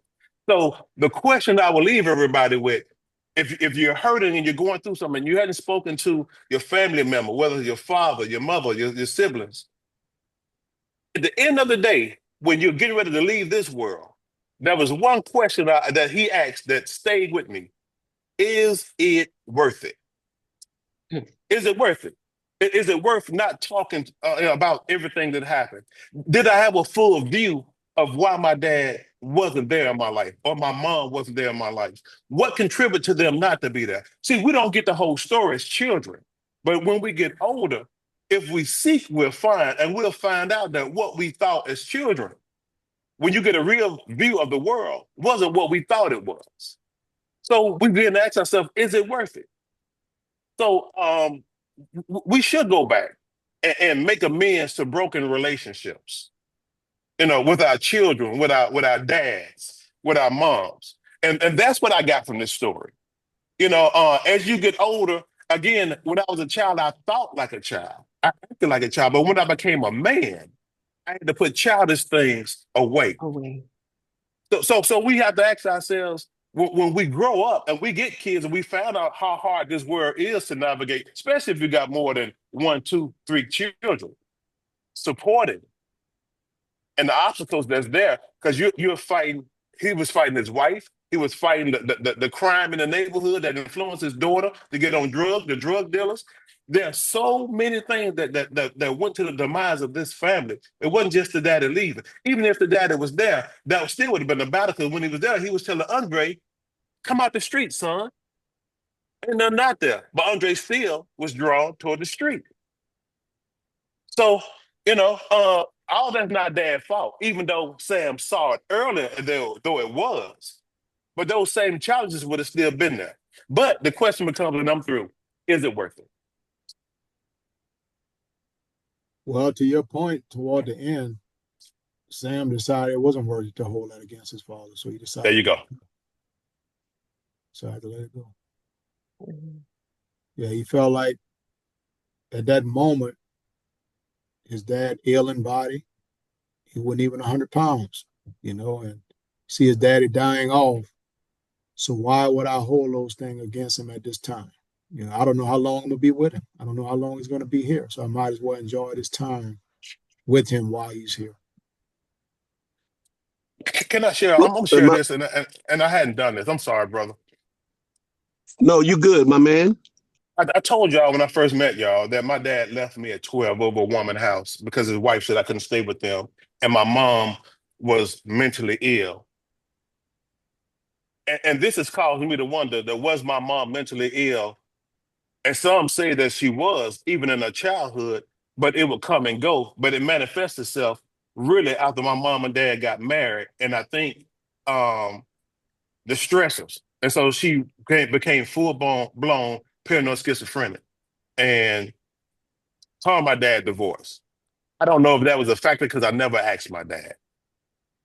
But about 10 years ago, my dad called me out the blue. I didn't hate him, but I didn't really deal with him. I would see him every now and then. And he asked me to forgive him. I was at church at the time. And I'm thinking to myself, my sister called me first and said, hey, Dad, want to talk to you. And he crying, he emotional. I said, I ain't got a problem talking to him. I ain't mad with him. I'm good. You know what I'm saying? Regardless of what happened, I'm good. I'm successful. I'm good. And so when he called and he said that, I thought it wouldn't mean nothing. And I told him, I said, man, I'm not mad with you. I said, and I was being kind of sporty. I said, because it had you had to raise me, I probably would not be where I am now. You know what I'm saying? I probably wouldn't have a college degree. I probably wouldn't went to the military. I probably wouldn't have strived as hard as I did. I probably would have just got me a normal labor job. And there's nothing wrong with that. But I wouldn't have pushed myself to be successful so hard. And so I'm good with it. So after that, we started spending time with each other. I would go home to Mississippi and I would go out there to see him and he would just give me stuff. And I'm saying, like, man, you don't have to give me, I'm good. You know what I'm saying? I'm good. And so I took my son to see him. And my son didn't even know my daddy, man. You know what I'm saying? And so, and here's the thing, we all got the same first name. All right. I got along with my granddad who was a sharecropper. And so I'm looking at the fact that when I was small, I used to wait on this man to come and get me and he ain't show up. I'm looking at all this stuff. They were married when I was conceived. And when they left, when they divorced, you know what I'm saying? I can still remember as a little fella. And I saw what it did to my family, and I watched my mama had that full blown paranoid schizophrenic episode, wanting to kill herself and wanted us to drink some poison and die too. I can remember when they took off to the state hospital, and then we got passed around and everything we went through, And so I'm talking to my dad, and I didn't get a chance to ask him all that, but he's giving me stuff. And we were planning on going fishing for the first time, man, because I ain't never been fishing with my dad, and my dad loved fishing. Everybody brag on it. And I can remember 2021, I'm making plans to go see him, and my cousin called me and he say, man, I'm sorry. I'm like, bro, what you talking about? And he tell me my dad is in the hospital, and he walks in the hospital and tell the nurse, I want to go to see Mr. Mackey Wright. And I'm on the phone like, man, what? I'm finna put some clothes on and come on down there. And I can remember the nurse saying, babe, I'm sorry, he gone. Mm. He dead. And I'm on the phone listening. And I just never thought that it would really affect me because of what he did to me and how we spent so much time apart. I went into a depression after that for about 2 years, man. Wow. And I can remember the funeral, and I can remember my son after the funeral on the way to the repast, breaking down crying.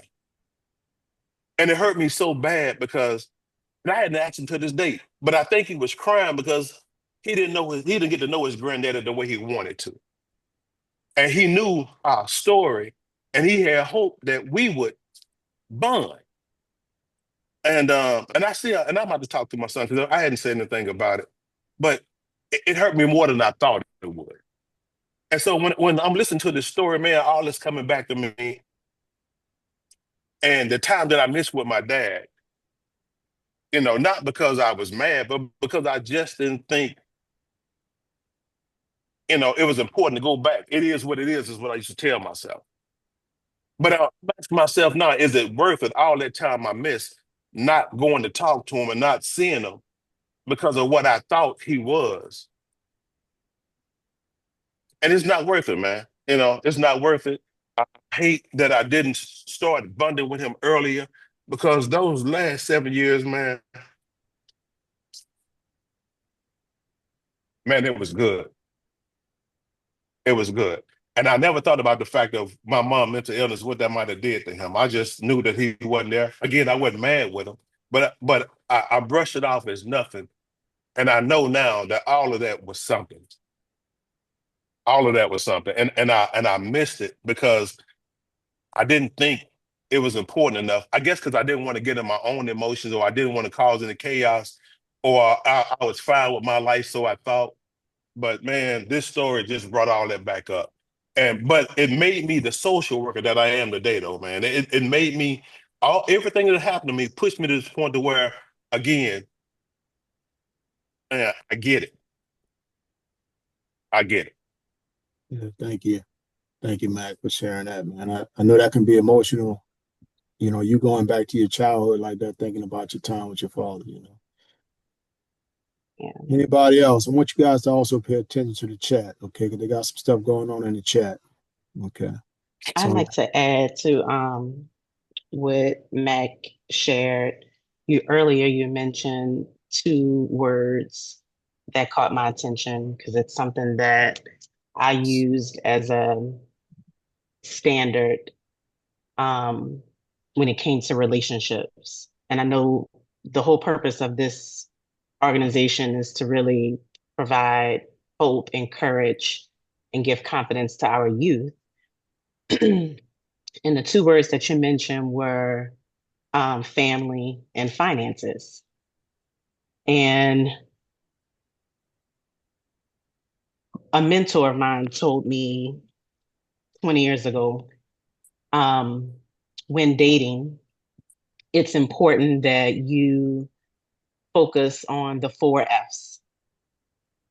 And I've talked about this a lot with my clients. I'm a wealth advisor for those that may not know. And the four F's, I believe, is so important because as we see in this story, that one of those four F's really put a lot of stressors on the family. And the four F's are family, fidelity, finances, and faith. So faith, family, fidelity, and finances.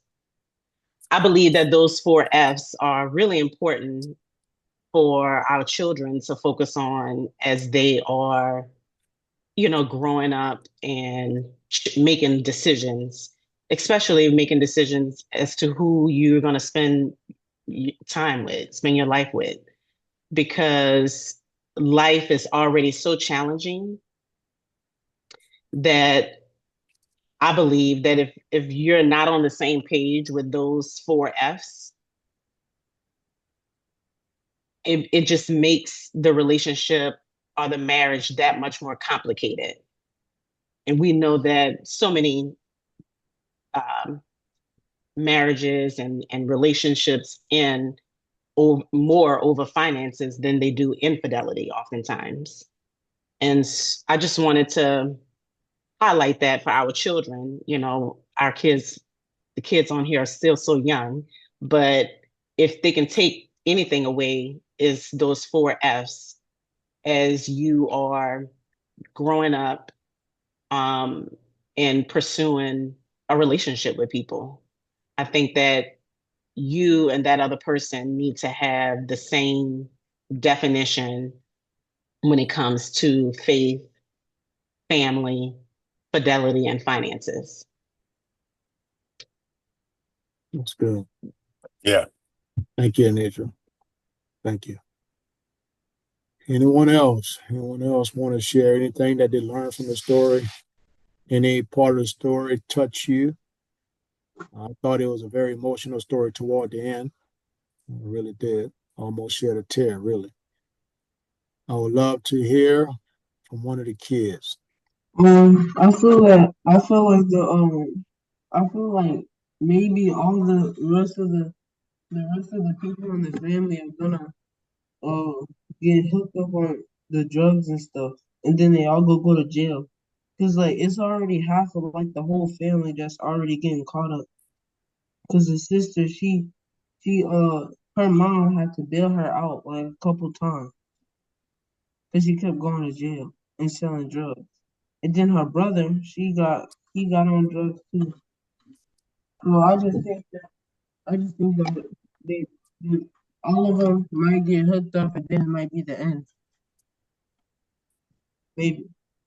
Well, the one that got on drugs was Felice, and Felice wound up losing her life. She died due to HIV from sexually transmitted disease, so she wound up dying. Andre, he's in a nursing home, just like his father, because he got into a fight, and during that fight, he got a brain injury. But yeah, the environment that they were in, it led police down the wrong path. She got sucked in, and she wound up doing drugs. All right. Anybody else?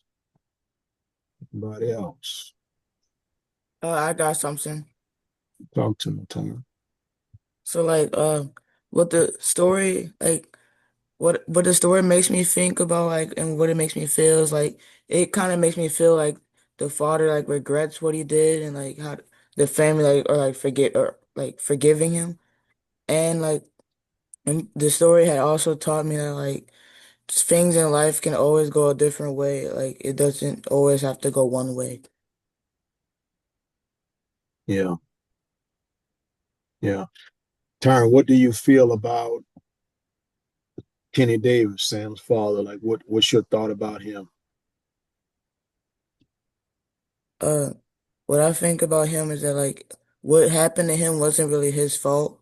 It's it was just it was other people's doing and probably and he probably got influenced to do it or something.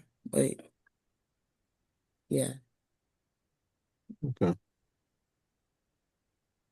Anybody else? Anybody else want to share what they thought about the story? Brother Charles, I think you wanted to Well, say something earlier.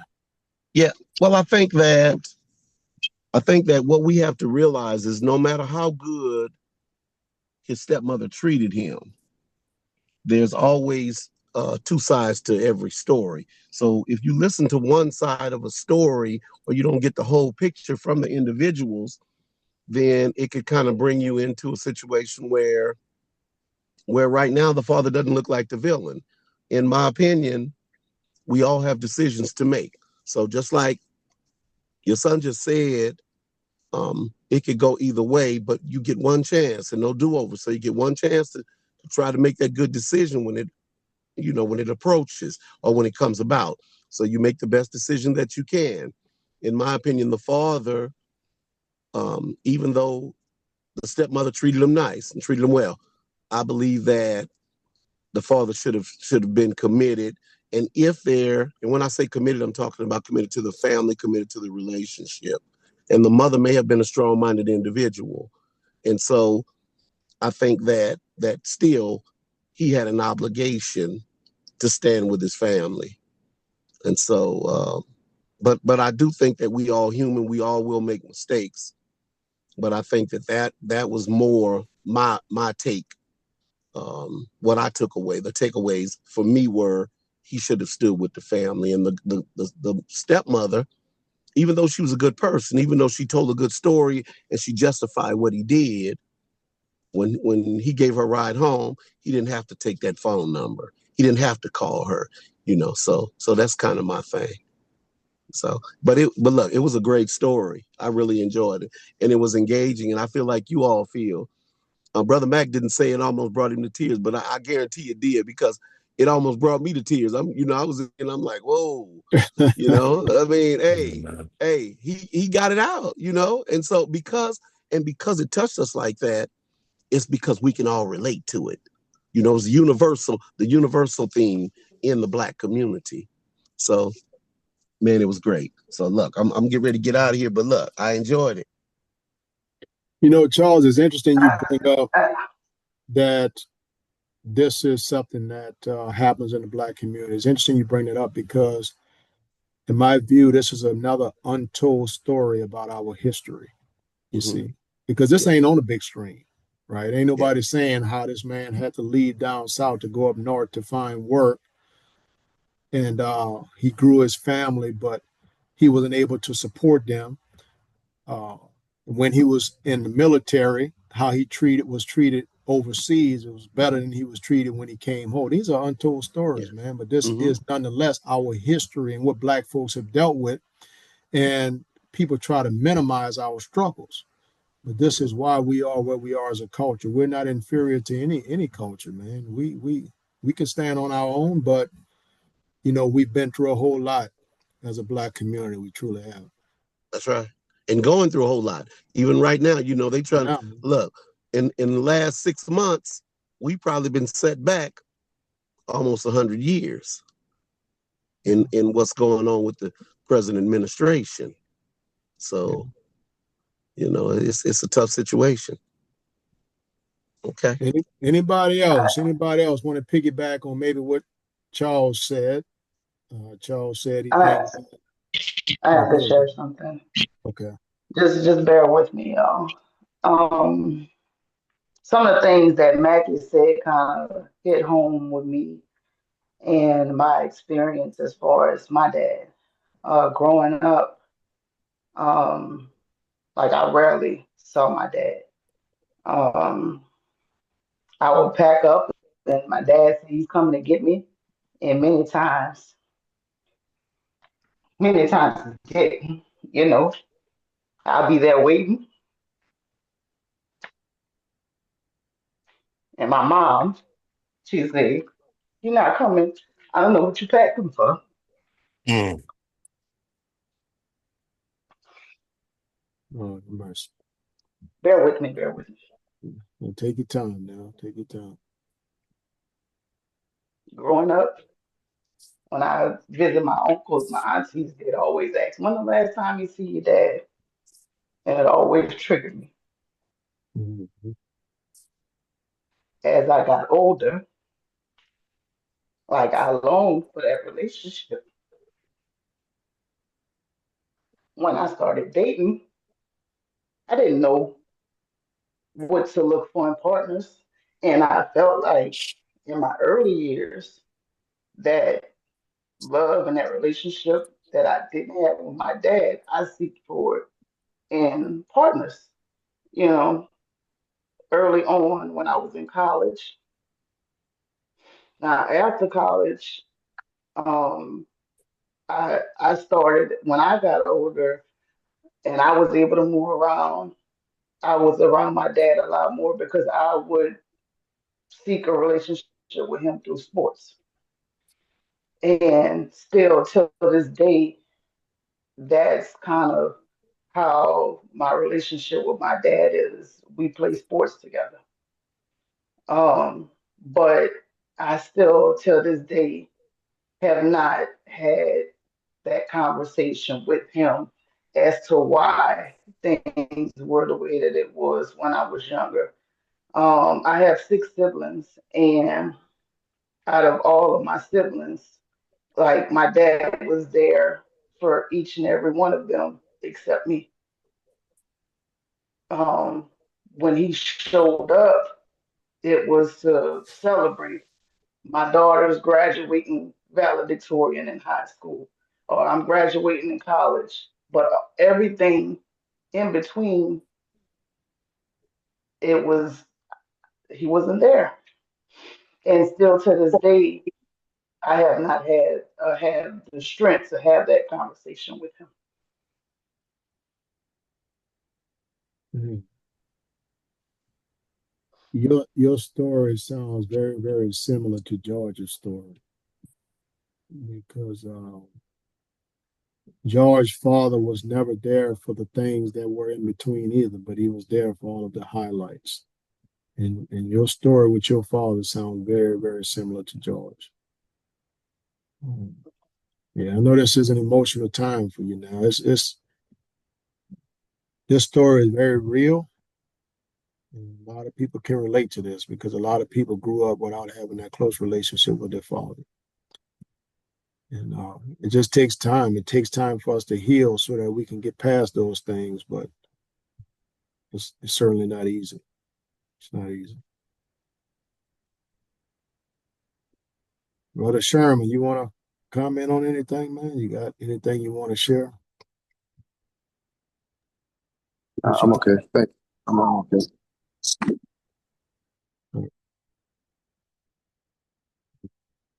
Brother Josh, you got anything? Alex, anything? Not at the moment, brother Byron. A lot of things running through my head right now. Uh, Mm. it's it's a touchy subject. It really is, and a lot of times, it's kind of it's. I guess you could see other people going through very similar situations, and it stirs up the pot inside yourself. Yeah. Like with Sam's dad. Like it's just from all the different scenarios, all the different things. It sounded like he was drowning, and the lady that he gave a ride to actually threw him a life jacket. Yeah. And I feel like a lot of times that's the reason why people go through what they go through, and they cling to certain people, because they help them survive situations that that was unforeseen. And it's like when you're the aid to something, it kind of it gives you a different perspective on life. Yeah. And even like dad not being there, I guess when you really want him, it's it's almost he was there financially, but he wasn't there when you expected him to be there. So when you see things like that, it kind of hit different. The older you get, the more mature you get. Uh, like Brother Mackey said, you thought as a child, and you act as a child, but when you get older, you put away childish things. So it's like now that you are a father or you become a father, you see things a lot differently. You know, Yeah. so it's just a lot to unpack. Yeah. So what I'm gonna share is this story here that, and after I share this, I guess we can go ahead and shut it down unless somebody want to share something real brief. So I believe it was last week. Me and Anitra, we were getting out of the vehicle. I believe. I think we was getting out of the car. We was at the mall. She had to go to the mall for something. And when we got out the car, I grabbed her hand and we held hands, you know, from the car all the way inside the mall, and we had small conversation during that period. But the reason I'm bringing that up to you is because I shared with her at that time, I never felt comfortable doing that up until last week. Never, never, Yeah. Yeah. never, never. It was something that was extremely difficult for me. And this is what I explained to her, Mackie. I explained to her that it's not that I didn't want to do it. I didn't know how. I didn't know how, man. And I'm sitting here and I'm grateful because that could have cost me my marriage. Me not knowing how to be vulnerable, me not knowing how to show that softness because in our era, man, you had to be hard. You if you wasn't talking about fighting somebody or something, man, you were soft. And we still have that stigma stuck in our head, and we don't know how to be vulnerable with our wives. We don't know how to be vulnerable with our children. We don't know how to love properly. And all of that is a result of us being unhealed. It's a result of us having that trauma that Mackie talked about, that stuff that's deep down in us that need to come up and come out so that we can love properly. Because if not, man, you can lose your kids. You can lose your relationship with your kids if you don't know how to be affectionate toward them. And in a lot of ways, and I have no problem being transparent. I'm pointing out right now. In a lot of ways, I was Sam's father. I would come home from work, go in the room and close the door. I would isolate myself from my kids. And in some ways, I'll isolate myself from the wife because she'd been in the living room in the kitchen. She with the kids. Guess what? I'm nowhere to be found. But that is because I had a job that I hated. All right. Every day I wanted to punch somebody in the face. And that it changed me. It made me hard. It made me callous, because I became angry because of my situation. I'm trying to provide for my family, but I got a job that I hate. But I need the job because I'm trying to provide for my family. And these are real life issues. This is not made up. This is real life issues that we face today, and it changes you.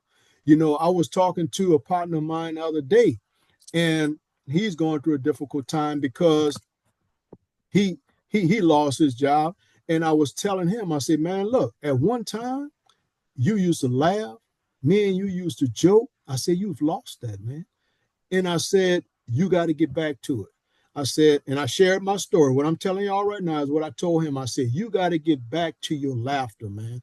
Don't let nothing take away your laughter. Don't let nothing steal your joy. You got to get back to that place, man, where you was once happy, you was once free, you was once joyful. And we all are struggling with these things, including myself. I'm not totally where I want to be. I'm not perfect, but I'm willing to be vulnerable because I want to be loving. I want to be affectionate. I want to give my kids the emotional father that they need. Okay. But up until last week, I didn't feel comfortable holding hands with my wife. And she would try. She would try. She would try to hold my hand. Like I would do it for a while, but then I would eventually let go because I didn't feel comfortable. I did not feel comfortable holding her hands. Not that I didn't want to.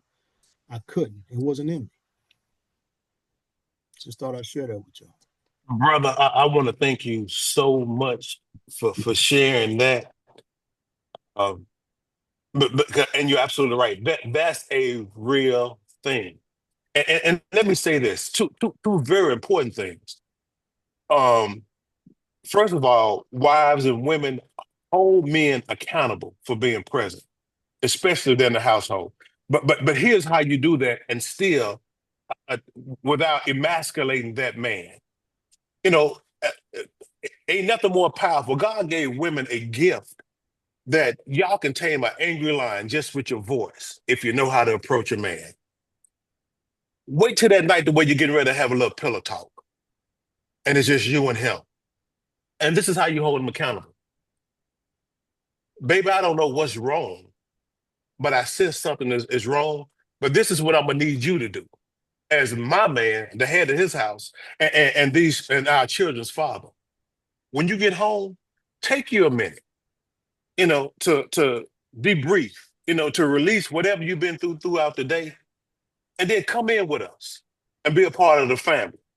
And then set aside as a couple to where he can be vulnerable with you and tell you what's going on. Ask him, what's going on? Find some time for you guys after you spend that time with the kids. Man, when you come home and you feeling that way, take a little time to get by yourself. Sometimes, for me, I used to go and take a shower, and in my mind, I say I'm washing off everything that I came in with that shouldn't be in my house. So for somebody else, they might go have a little small drink. Don't get intoxicated, you know.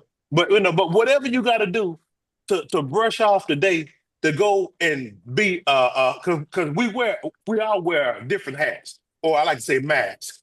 We are fathers, we are employees, some are supervisors, we're husbands. There are many roles. Some of us might have jobs in the church, responsibility outside. So you wear all these different hats. But take time to make sure you be a husband and a father first. And the reason I said husband first, because that woman that you decide to be with, she needs you and you need her.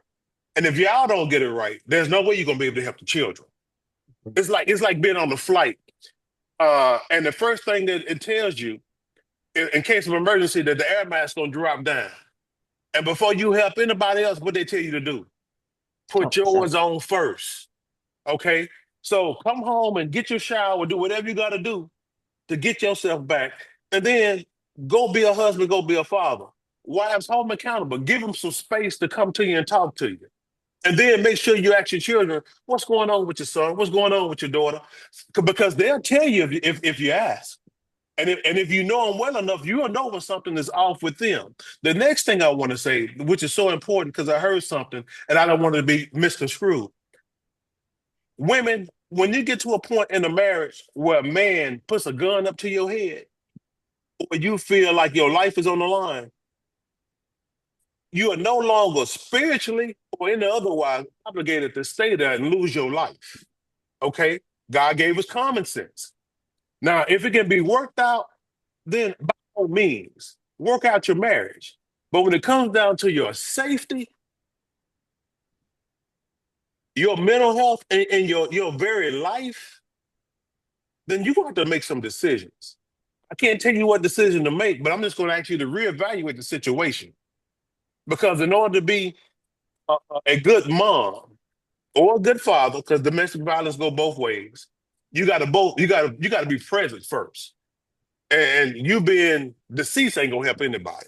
But I wouldn't advise anybody to stay from a spiritual standpoint or just from a mental health standpoint to stay in a marriage to where you feel like your life is on the line. I just want to add, thank you, Mac, for sharing that. But a few things that I want to respond to is so Hunter and Avery are our children, and we tell them all the time, and they have sibling rivalry, but we tell them all the time that, Hunter, the stuff that your sister does to aggravate you, like y'all are both learning from each other how to deal with each other because you're going to come across people in work in the life in your life that you're going to need to know how to do it. Right. Just on yesterday, on our way to a drumline performance with our son, Hunter was really upset with his sister. And we often use the word provoke in the house because, you know, Avery can provoke her brother at times. And so what in the story a week or two ago, I just reminded Avery that, what Samson's mom did in the story, when she was provoking him, saying, shoot me, like that is not something that you need to do, Right. because had he not had the restraint, had he not had the self-control that we talked to our son about, that could have gone a million different ways. And that wouldn't have ended up well for anybody. So, Avery, you need to learn how to not provoke people. And Hunter, you need to learn how to have self-control. Mm. Um, so I wanted to say that in response to what Byron said about, being affectionate or holding hands, I think it ties in great into what we're talking about, fatherlessness, because my dad has been present my entire life. So much so that, we still laugh about how my dad can sometimes overstep his presence. And, we've been married and together almost 17 years. But um, because I had that father in my life, it didn't really, I don't know if I'm not going to say it didn't bother me that he wasn't as affectionate, but I got that affection from my dad. So it was like, all right, well, I know I can go by my dad and get a hug, or I know I can go, my daddy gonna hold my hands if I my daddy gonna hold my hands, my daddy gonna kiss me, my daddy gonna let me sit on his lap. Like that didn't break me, is what I'm saying. And then the other part that I want to add is because of those 4 F's: faith, family, fidelity, and finances. Byron, I believe that Byron and I have synergy around those 4 F's. So during that time in our marriage where things were not the best, I I actively, daily ask the Holy Spirit to help me be the wife that He needs me to be, and teach him how to be the husband that I need him to be for me. And, when he shared his thoughts with me last week about what he's sharing, or the week before, all I can do is really give God the glory because he heard my prayers. Like, okay, well, eventually he got it together. Eventually he came to a knowledge in his mind that, it's okay to be vulnerable with me. I'm not going anywhere. Like, it's okay for you to be vulnerable with me, or show affection. So I guess it's so much, right, in this story.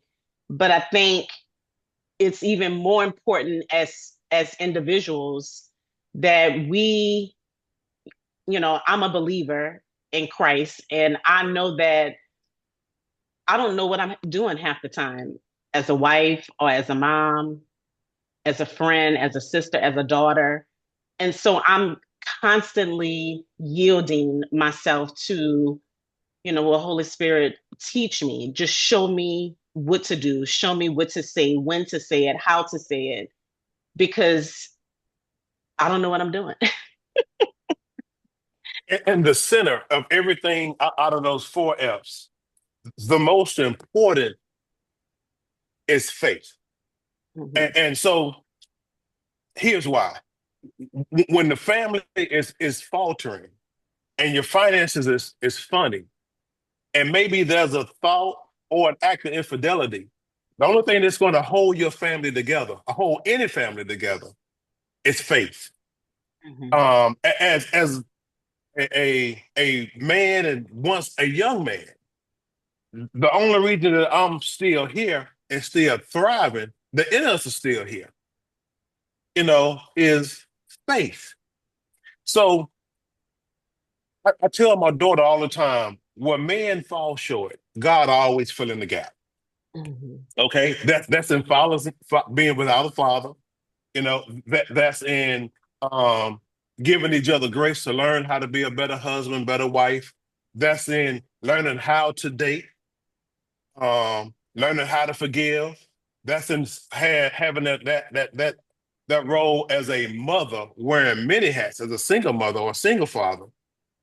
The one thing I can guarantee you that I can say for sure, that I can testify to, that saved me in the midst of going to jail, being in shootouts, and you talking about somebody that's a federal investigator and a forensic social worker now that should have been a convicted felon in jail somewhere.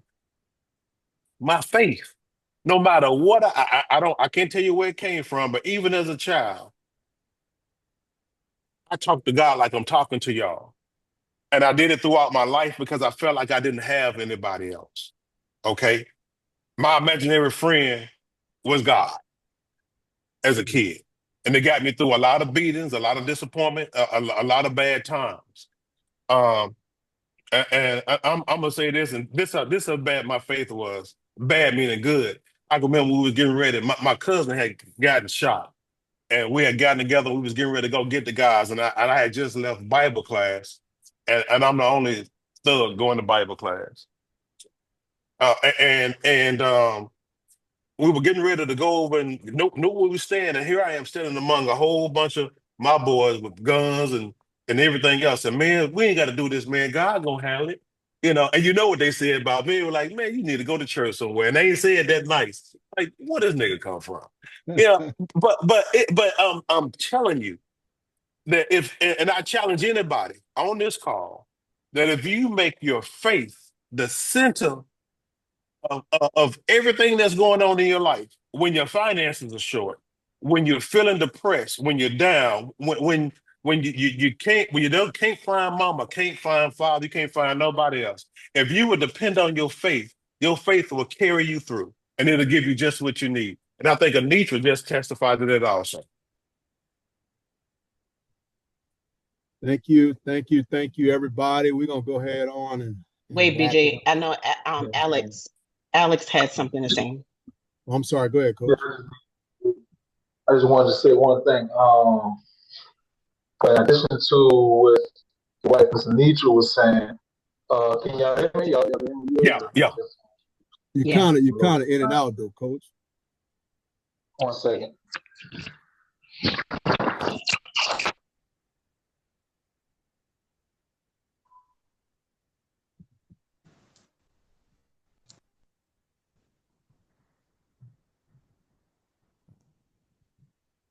Hello? Yeah. Yeah. All right. Yeah, I was saying that in addition to what you were saying about something, but I want to say we make the like the responsibility of the man got to step up. I do believe that the man has to step up and claim his family. I do believe that. In addition to that, I think it's in society's mind, it's just on him though. You know what I mean? I think to start it, I think it's just on him. But I believe that, the woman has to commit and do that as well, Amen. Like the man has to start it. The man got to step up, and I'm not trying to make it a gender war, but I'm just, that's what my mind, I've been thinking about it for a little while, but I think it's both of them have to commit, and it takes some of the pressure off of the man, and it's a shared commitment. It's not, Yes. you got to do this, and it's so heavy on them. And when it's a partnership, when it's a partnership, I'm pretty sure we've all, if we haven't, in a relationship, worked together to achieve something, and it was beautiful. Or even if you're a kid, you work together on a project, you work together with your parents or whatever. Yeah, there's something that together that it worked well. You know what I mean? So I think that mindset in a relationship could help. You know what I mean? Excellent point. Excellent point. And that's what a marriage is. That's that. You know what? That's what you call being the Bible calls it a virtuous woman that runs a house well. That's a good helpmate to a husband. That again, I gave the analogy. I think it might have been last night. I can't remember, of a car having, you know, six cylinders having six spark plugs. Well, a marriage, has two, husband and wife. Now you could Right. just like that car, you can remove one and the car will still run right. It will still run, but it won't run as it was designed. So Right. when we start talking about families, uh, it's designed to have a mother and a father. And though you might have one missing, it will run, but sometimes it would skip, just like a car would. So you're absolutely right. You know, it's not like it was back in the day when the man was to go out and do everything and the woman stayed at home. Times have gotten to the point to where, in most cases, it takes two. And that's why I'm so big on communicating and everybody knowing their role. You're a coach. You can have a football team, but all 11 players are going to have to play their role for that team to be successful. A marriage is a team. And so in order for it to be successful, everybody has to know their role, play it, and sometimes be willing to fill in the gap with somebody else's role if needed without complaining about it. So you can have that success. So yeah, that's a perfect point, and I'm glad you brought that up, Coach. That there's no So, way in a marriage it should fall on one person. Yeah, so yeah, that's good, man. That's real good call there. Mackie, check the chat, man. I think your name was brought up in the chat. I want to give that a look. It ain't nothing bad, is it? No. You gotta check it first. Okay. Oh. Okay. I got you, brother. I got you. I got you. I'm done. Oh, this Oh good conversation. no, man. It's all love, Maggie. Trust me, man. I just had to make you laugh real quick. But so look, man, this is what I want the ladies to understand because Mackie said this. I don't think he said it on this call. I think he said it on the call before. But essentially, what I was telling Anitra last week is that even though I wanted to love her, I didn't know how. And a lot of men, man, we just don't know how because of how we were raised, because of what we was taught. We was taught to be hard. We was taught to be callous. Well, that carries on into our relationship. So we don't know how to be affectionate. I had to learn that. And I'm still learning it. I've gotten a whole lot better. But man, I was bad. I was bad. I didn't feel Coaches, comfortable. women, coaches. Yeah, yeah, man. They have to help us. Maggie, the word is patient. They got to be patient with us, man. Because if my wife hadn't been patient with me, I could have lost my marriage. Because I didn't know how to be Yeah. affectionate to her. I just started feeling comfortable holding her hand, Mackie, last week. We've been married 14 years. So Mm. y'all let that sink in. Y'all let that sink in. All right, so let's pray and get out of here, man. We spent way over the time, but let's pray and get out of here, man. Once again, I thank you guys so much. I love y'all. I appreciate y'all coming on the call week after week. I strongly believe these calls are helping adults as well as kids. And I thank y'all for y'all support, man. It means so much to me. So let's pray. So, Heavenly Father, I thank you, God, for the call on today. God, I thank you for everyone that attended the call. Thank you for the things that were said on the call. Father, I thank you for helping me, oh God, to get through this call, oh Lord, and say something that has helped someone on today. Thank you for Brother Mackey, Lord, who shared his story, oh Lord, on today. I thank you for Larry, and thank you for Brother Charles and Miss Gannell, oh Lord. I pray in Jesus' name that you would help us, God, to heal, Yes, Lord. God, from the hurt of our past, oh Lord. We've experienced things, God, that has traumatized us, Lord, but I pray that you will help us to overcome, Lord. Only you can do it, Lord, because you are the healer, Yes. God, and you are the one who we put our hope and our trust in, Father. So I thank you, God, for bringing us together as an organization, Lord.